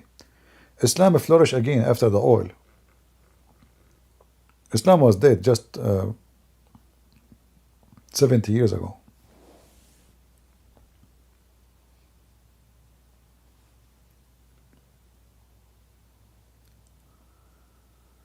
All right. Would you consider joining the ancient Catholic Church? Do you not believe that the church fathers are important to our faith? Well, do I need to join a church to believe that they are important? Is the church father belong to one church? They are the church father. When we say church father, if we mean Catholic, you are wrong. Church father is the first one who the faith established in their hand, and they are not Catholic. If you check in the beginning, you will see that there's two groups. They start even fighting each other, Orthodox and Catholic. And both of them, they were fighting over a word, a name. And then by time, the Eastern Empire become the Orthodox, and the Western, they become the Catholic. And this fight between two made them, both of them, to lose their faith, because they killed each other. They acted like Muslims. They acted like savage. They used politics under the name of God. So they justify war, killing and bloodshed between Christians. The result of that, the Ottoman Empire took the Eastern Empire. So do you see what division do? This is what your Catholic can do, and what your Protestant, and what your Orthodox. So why Christians don't learn that those names does not present anything about Jesus? What present about Jesus is Jesus himself. The church father are important the same as any one of us is important. They are brothers from the old days. We don't worship them. We don't even follow them. We follow God. So if you are a person who worship names just because they are church father, well, you have your religion now. That's a new religion. If you are a person who follow God, you see, when Peter he says something, I don't follow Peter. I follow what Peter said about Jesus, what Jesus said to Peter. And there is some people, they take literally words, like when Jesus says to Peter, what you hold in heaven is going, or on earth is going to be held in heaven. That's it. That means everybody after that, he present Peter. But Jesus, he said that only to Peter, to be on charge, to establish the church. And all of us, we knew that mean that we should be united, not divided. So those names did not succeed to unite us. They succeed to divide us. And this is why I call those churches, all of them, they are a failure. They are like Muhammad.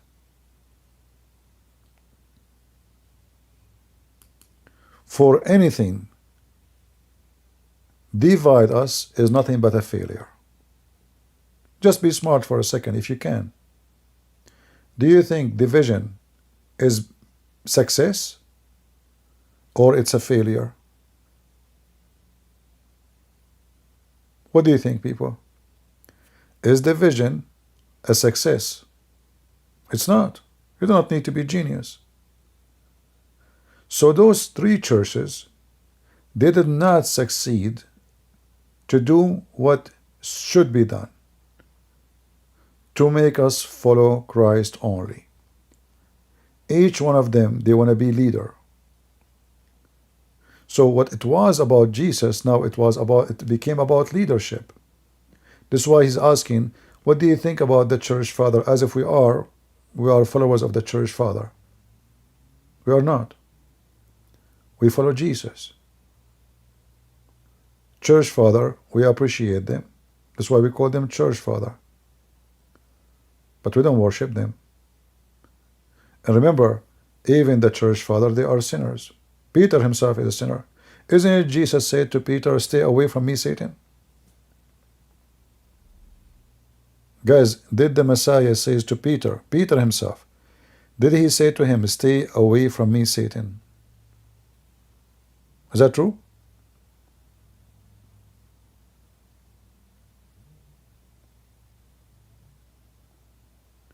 So why you are so much attached to the church father? If Peter himself and the Messiah himself called him Satan, not bad, not shame on you.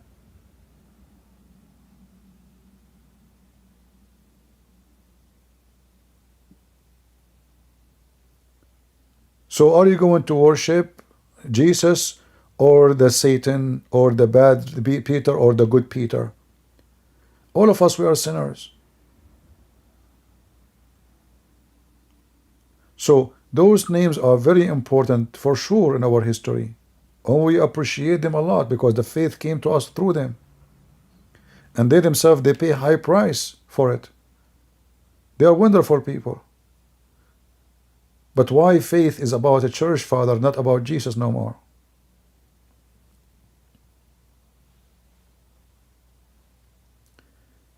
Those who follow men, they will die with men. Those who follow the Messiah, they will live even if they die. So I say to you, I don't care if you are a Catholic or a Protestant or Orthodox. That doesn't feed me, my friend. What feed me is the Messiah. The Messiah, he says, not by bread only human live, the Son of Man live, right? But by every word from the mouth of God. The mouth of God, not the mouth of anybody else.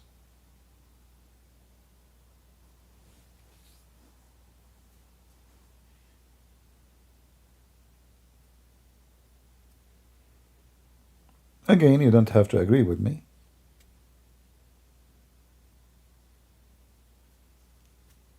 You know, but I say to you, anything will divide us is satanic. And the Muslim, by the way, they love it. They love to see people like you saying the word Catholic and the other guy saying Protestant and the other guy saying Orthodox. Yeah, they love it. I mean, here we go. Christians are divided. They will never be united. Thank you, Satan. Succeed. Very much succeed. This is why I don't like to see. There are some people in YouTube, sadly, they keep calling Christians names just because they are Protestant or Catholic. I don't appreciate them. I don't want to associate with them. I'm very disappointed from them.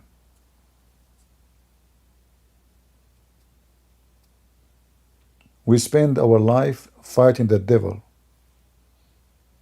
How we can fight the devil if we are divided and we are cursing each other? And why we are making fun of Muhammad then and his cult if we cast a stone at each other and we claim that I am the one who will go to heaven and you don't go to heaven? Why he will not go to heaven? What he did? He don't say Hail Mary? Or why the Catholic will not go to heaven? Because he have an icon? So both of you, I find you very silly. I don't want to use the word idiot. But both of you, they are doing everything they can to divide us and to hurt the church.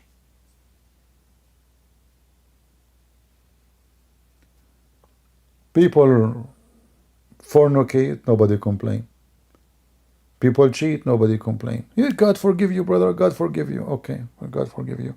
You are a Catholic? Oh, you will go to hell. You are a Catholic? Oh, what the heck? Oh, you are Protestant? Oh, man, may Allah curse you. Do you see the hypocrisy? So if somebody is a homosexual, they say to him, it's okay. God forgive everybody. Everybody. Hypocrites. Hypocrite and liars. So when they want, they are so easy. When they want, they are so difficult. When they want, they are not religious. When they want, they are the same as Muhammad. Business.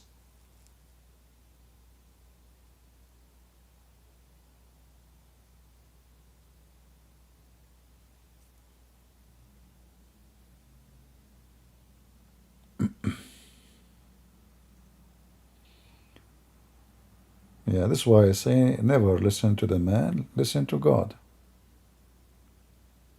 Listen to God, my friend. No one count.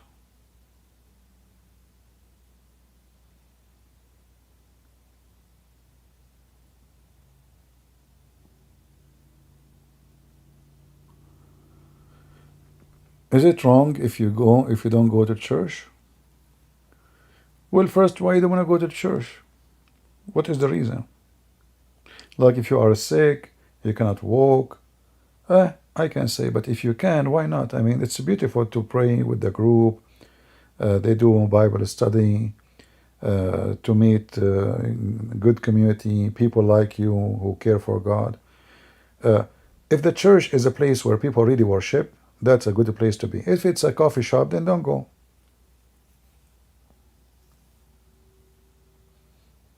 If it's only a place to socialize, then this is socialize. This is like a club. If it's a place where people really worship and they love God, and you find people they are like you, who they are really interested in the Word of God and worshiping together, this is beautiful.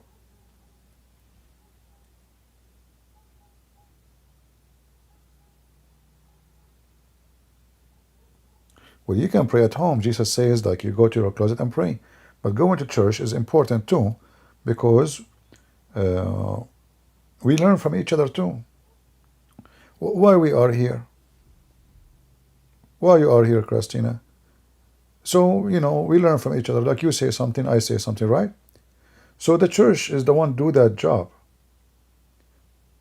Like now we have the internet, so things a little bit different. But before, there's no other place. So when people want to learn, where they learn? You discuss the Bible with whom?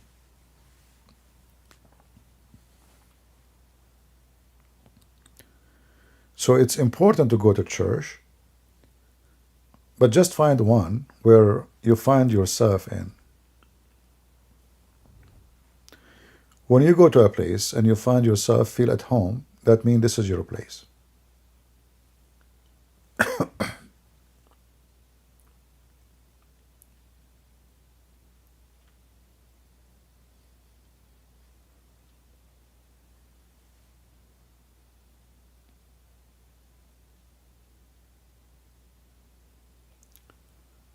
All right.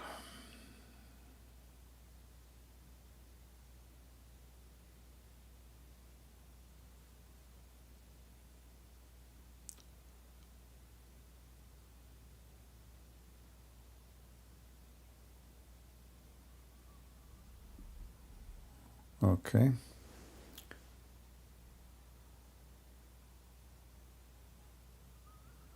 Well, I don't see any questions, so I think. Anyway, before I finish for today, my advice to you as a Christians, anything bring something oppose unity is not godly. What the Bible says, there's no Greek, there's no Hebrew. There's no free, there's no slave, no male, no female, nothing. There's no different. For all is one in Jesus' name. So if what we do cannot accomplish that phrase in the Bible, that all is one in Jesus' name, then we are a failure. And we are walking in direction of failure. If you can have a place where you can pray, and your brother in Christ is a Catholic, and your brother in Christ is a Protestant, and your sister in Christ, she is Orthodox, and all of you worshiping the Lord from your heart and loving each other, then you are succeed.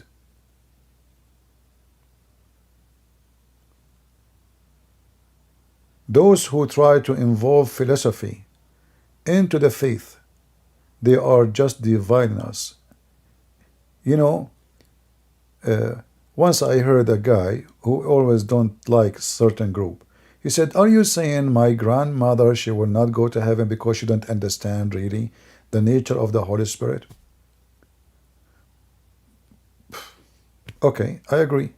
Why his grandmother, she will not go to heaven? She loved Jesus, she worshiped Jesus, that's it. But then the same they do, they accuse the other churches, they don't understand, so they will go to hell. So if it's my grandmother, and she don't understand, and she have no idea, she is just a villager, she have no education, blah, blah, blah, and now she go to heaven, because she's my grandmother. But if it is your grandmother, and she is Catholic or Protestant, oh no, she will go to hell. Do you see how things doesn't work, right? It's not in your hand, my friend. It's the Messiah who promised, whoever believe in me and I will live. Believe in me. You do not need to be required to have a PhD in the Bible. Neither you are required to be a scholar. Neither you are required to know all sects. In fact, I advise you not to study any of them. They will make you just confused. Stay away from all sects. It doesn't matter what the name. Stick to your Bible. Father, Son, Holy Spirit. Crucifixion, resurrection, the Messiah is coming back. Salvation is a promise for all who believe in this. Anything else is not what Jesus came for. All the books they write, its book of philosophy is empty, is meaningless, and many of them, they are satanic, just to confuse you and make you feel lost. If God's children is only those who have many degrees in the Bible, then none of Jesus' disciples is qualified.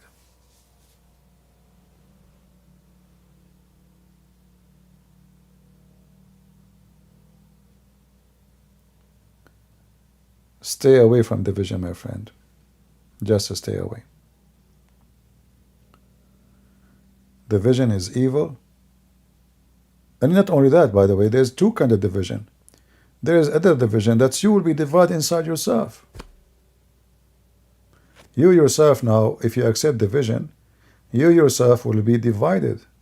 You will become more than one person. You are the person who by nature love Christ and love in person. And now following a sect will make you a person who reject other person who love Jesus like you, who worship Jesus, who accept Jesus as Son of God, like you, who believe in the Father, the Son, the Holy Spirit like you, the crucifixion, the resurrection like you. Just because he is from different church, you don't like him no more. So what the teaching of this church does, those churches are keeping us away from Christ.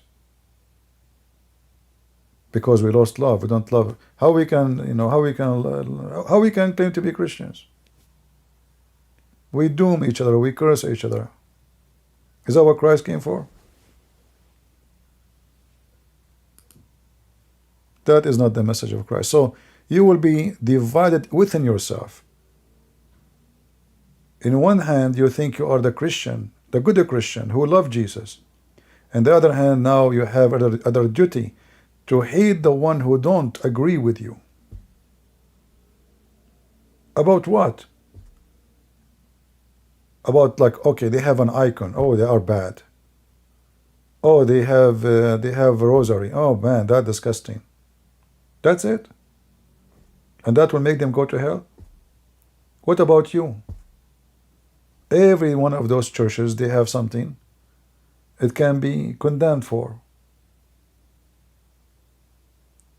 You know what, when the Messiah spoke about the ones who they can see the little thing in the eye, but they can't see the tree? This is how we will be if we are divided. we see anything in the eye of the other person because it's not us. But the bigotry in our eye, maybe we are blind totally, we claim we are the one who can see. All of us. Where is this guy, Imam Murrah? People keep talking about him. Admin, just to block this guy. Anytime you see his name, just to block him. Who is this idiot? Just block this guy. Admin, if you see this Imam Murrah, they keep talking about him, just to block him. It's just a kid. They don't dare to call us. They are like bugs. The bugs of Muhammad. Fleas. You know, I heard there is a lie. She wrote a book about Muhammad. She lived in his panty because she witnessed everything. She saw everything was coming in and out from the panty of Muhammad. I mean, your prophet was full of lies. Give us a break.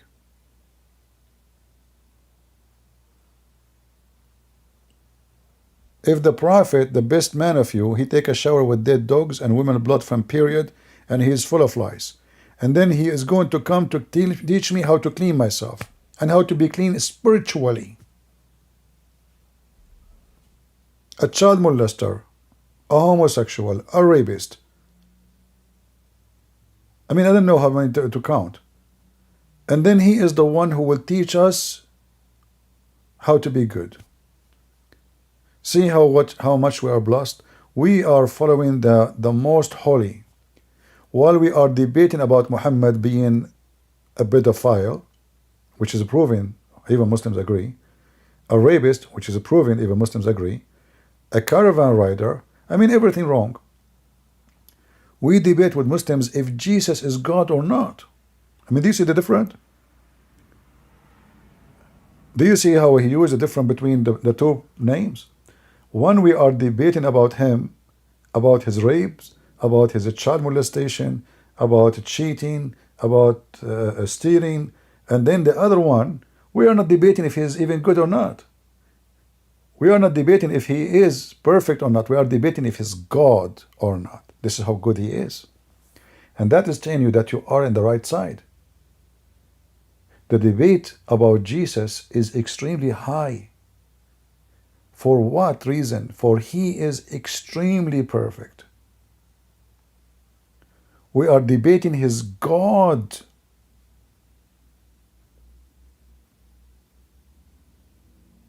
Or not.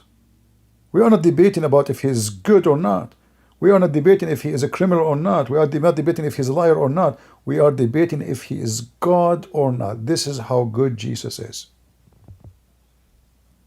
So we cannot compare between the scumbag Muhammad and what we have. This is why you are lucky. This is why I say to you, don't be stupid and don't follow churches' names. I'm not saying to you don't go to church, it's called Catholic or Protestant or no. But I'm saying, in your heart, love your brother in Christ. It doesn't matter what church you go to. He needs your support, you support him. For we are family. And refuse in your heart anyone divide us. If you accept division, you are not following Christ. You are following desire of a priest who make himself important by division. You see the benefit if I am a priest and I divide you. Now I will have fan, they support me. Oh, my group, my gang, This is the whole idea. So you have your gang, I have my gang, and we compete. This is not Christianity.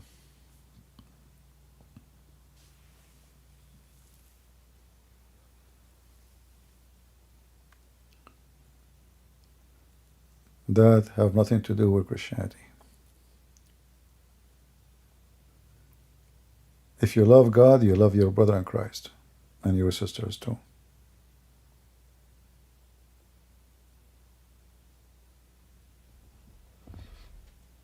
If you don't love God, you don't love anybody, and you don't love yourself. So if we believe that God is good, well, you better follow the good God, who in the cross, he said, forgive them, Father, they do not know what they are doing.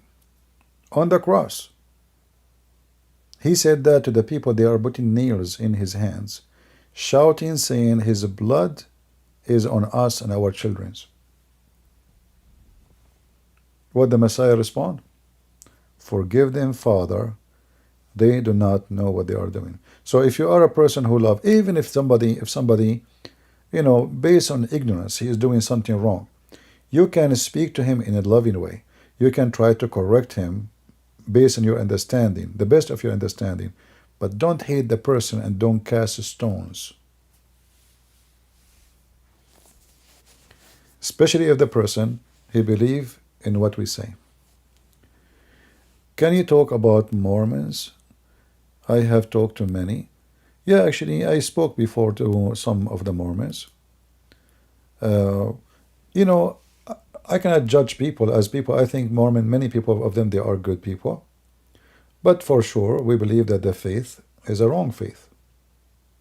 It's a false prophet. You know, this Smith is the same as Muhammad. You know, he claimed 2 angels came to him, but nobody saw them. They gave him a book. Where is the book? Nobody have it. So, you know, it's just a fiction man, obviously. And he took advantage of those people around him. You know, he was obviously, he's after women. He want to have many wives, etc. So, I see very much close to Muhammad in somehow as a character. But in the same time still, we should not hate the Mormon. We should love to help them to understand the truth and bring them to Christ. It's not by casting them, but by explaining and by being good to them.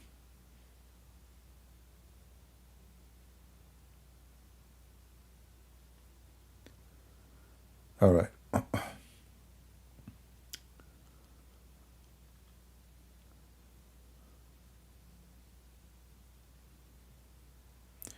I noticed that Muslims who debate with you do it out of a spiritual pride.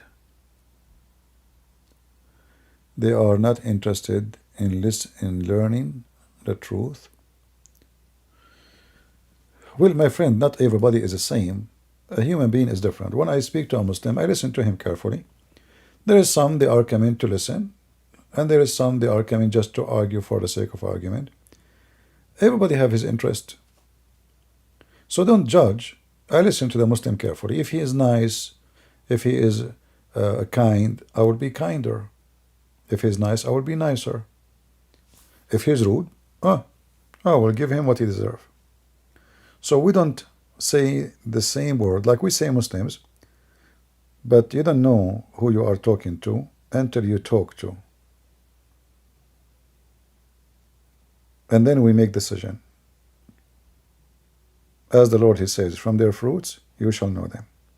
So for us as a Christians, we don't expect so much things, good things from the Muslims. He's a Muslim. However, we expect that the Lord, our Savior, given us the opportunity to bring somebody and save him. We do that. He is good, he is bad, this is his business.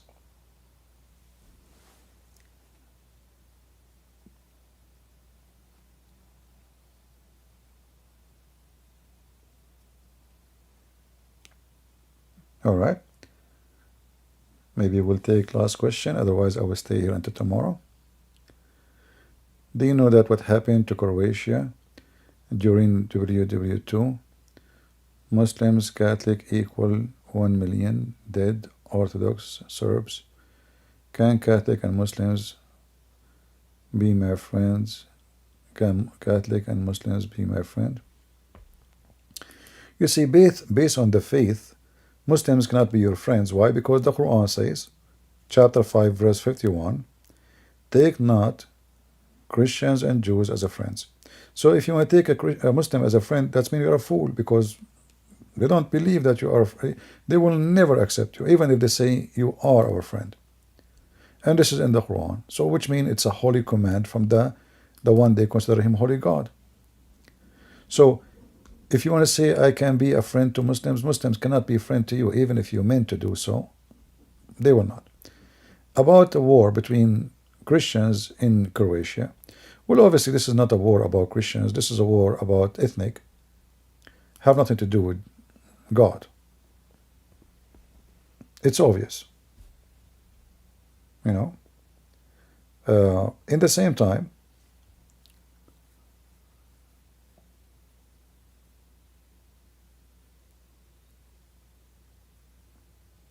if the war happened, let us say 20, 30 years ago, should I keep my hate to those people? If hate will help you, well, hate then. But as I know, hate will not help. Forgiveness will help more. Sometime war happened because the whole nation driven into war. Not even the people want it. There's a big mafia in the world. They drive wars, they control war, they create war in order to accomplish something else. So I can say that both of you are victims of something you are not guilty of. So I better for me to say, I forgive the one who killed from my people, and at the same time, so he might forgive my people who killed his people too. Because remember, it was a war between both. It's not one person shooting at the other person only. This is why when the Lord, He taught us how to say, Our Father art of heaven, we will notice there is a sentence there that says, forgive to us the same as we forgive to others. So in order to receive forgiveness from the Messiah, then you need to ask yourself, do you forgive so you can receive forgiveness? Because if we don't forgive, then we will not, and we don't deserve forgiveness. So your salvation is connected to your forgiveness. Your coexistence as a Christian is connected to your, forgiveness. So I say to you, you should forgive your brother in Christ no matter what. And God always will bring justice. The criminal who will pay. The criminals who did rape, those who did etc., they will pay the price. Don't worry. It's not you who's in charge. God is in charge. Everyone who commit a crime, he will pay for his crime.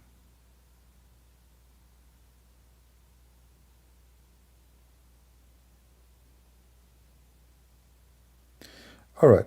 I want to say thank you for all of you. There's anything else I can say? All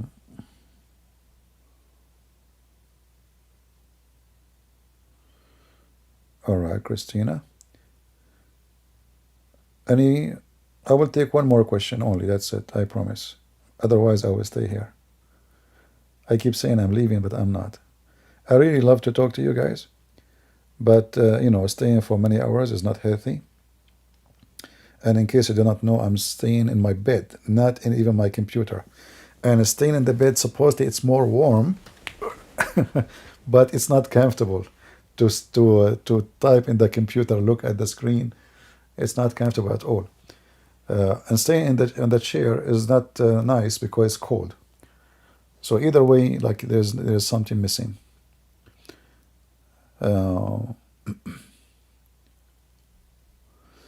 What do you think will happen next in the Middle East? The Middle East will never be the land of peace. This land is a very, very ugly land. Very ugly. As long as there is people who believe in hatred, then hatred will be the fruits. And do you think a war can finish the hatred? No. The only war can finish the hatred if one wins and the other one is gone. But which one? The Muslims, they hate each other. So even if they finish the Jews, they will keep staying killing each other. So, good luck. What will happen next? More war. I can confirm that to you. Those people, they cannot live in peace. Just go check the history. Every few years, what is the name of the war? Find me 1 year in this territory, they are not killing each other. Regardless of the Jews. Even before the state of Israel. You will never find it. They cannot live in peace. We as a Middle Eastern, we are very aggressive, we don't like peace. I'm just being honest with you.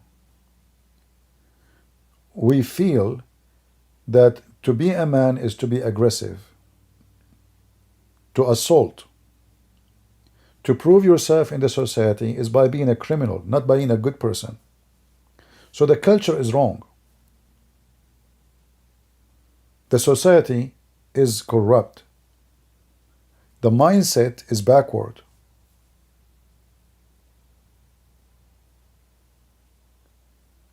And therefore, you cannot change such generation after generation unless you change the whole culture. And that's how that will happen.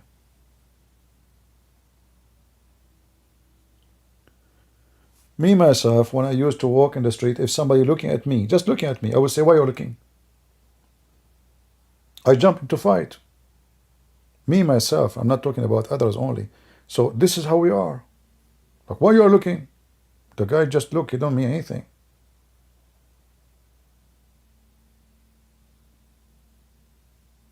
You want to avoid a fight? Don't look people in the eyes.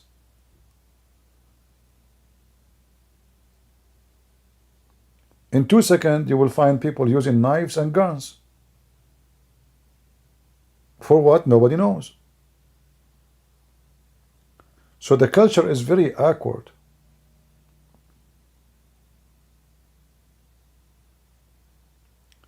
And then the more you are aggressive, the more they praise you. Like, he is the brave. You see, they don't call you like he is a bad guy, you know.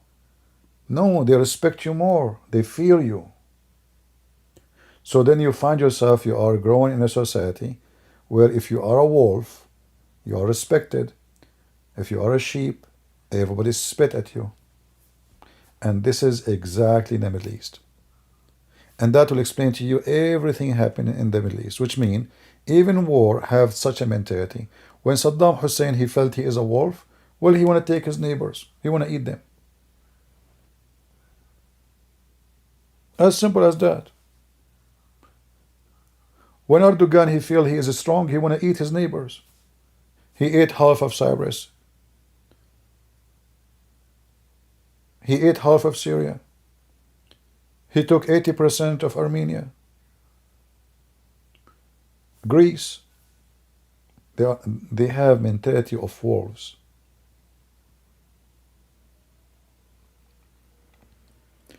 You know, once, you remember yesterday I was talking about a Saudi prince. He said to me something. He said, thank God that we Muslims don't have nukes. I said to him, why you are saying that? He says, because if we have nukes, we will burn the whole earth. And he's absolutely right. He said, if we have nukes, we will burn the whole earth. So he is saying, thank God we don't, because we'll destroy the earth. And he was honest. I was at that time, I was like, you know, very young.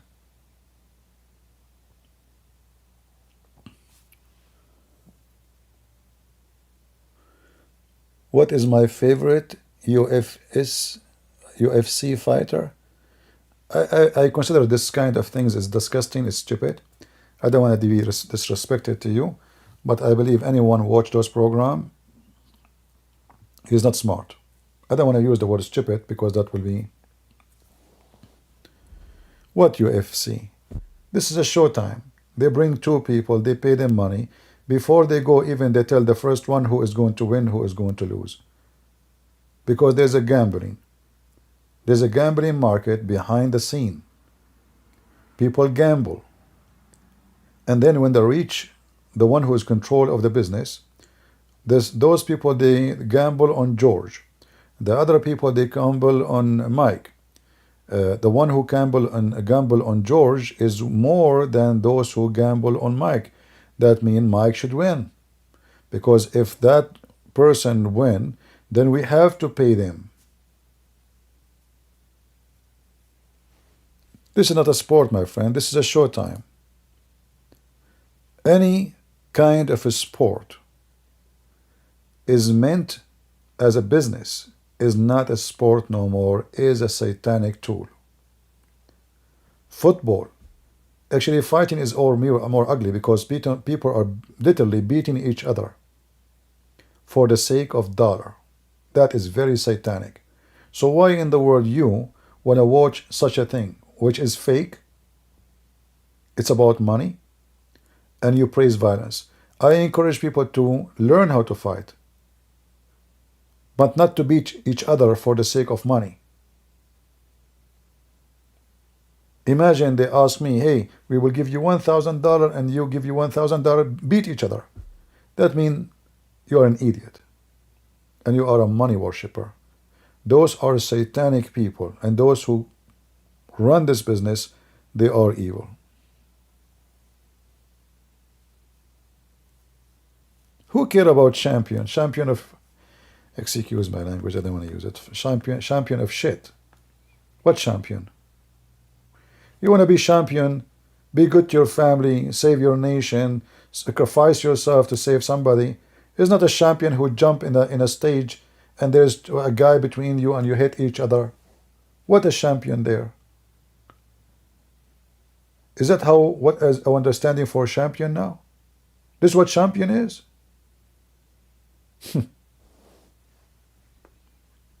Garbage. Champion is somebody who go to defend his country, like those Israeli soldiers. They die in fighting the enemy. Those are champion. A guy going in the stage naked, having a tattoo, people shouting for him, and we know nobody will die. And there's a guy between them. And stop here. Stop. Rest. Break. This is your champion. Especially if your champion is even a pimp like Andrew Titz. He's a champion too, right?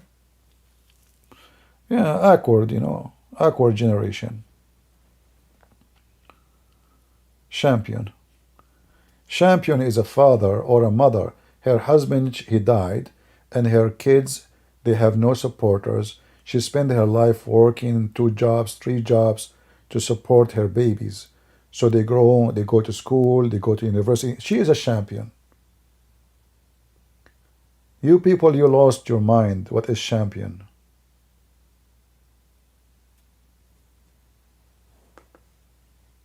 Money worshippers, violent worshippers, showtime worshippers. This is explained why prostitutes and whores are rich and you are poor, because you spend your money on them.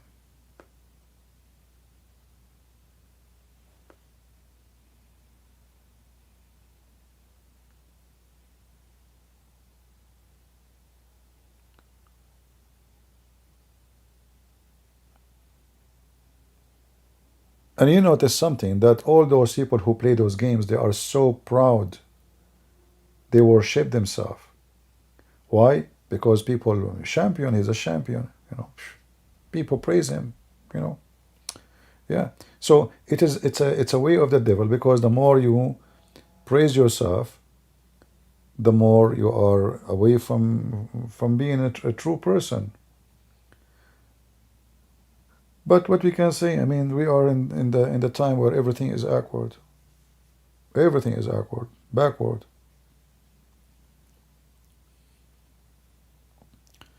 No, I'm not a champion. I'm less than any of you. What I'm doing, I'm just staying behind computer and sharing some knowledge with you. I did not fight. I did not, I'm nobody. You don't even know me.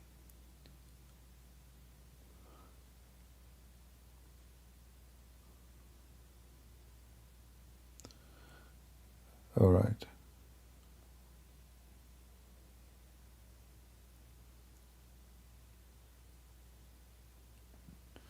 You found the perfect host?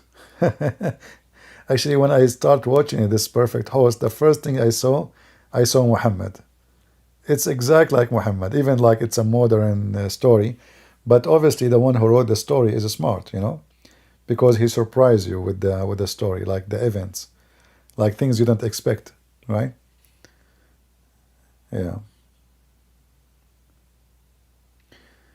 Anyway, I want to say thank you guys for being here, and I don't want to apologize for my honest opinion. If I hurt your feeling, the one who hurt your feeling, that's mean he's doing good. Those who don't say to you the truth is the one who never hurt your feeling. I always remind you of that. If you have a friend and he never hurt your feeling, that means he never said to you something you need to hear. Because none of us is perfect, and sometimes we need somebody to tell us and hurt our feeling.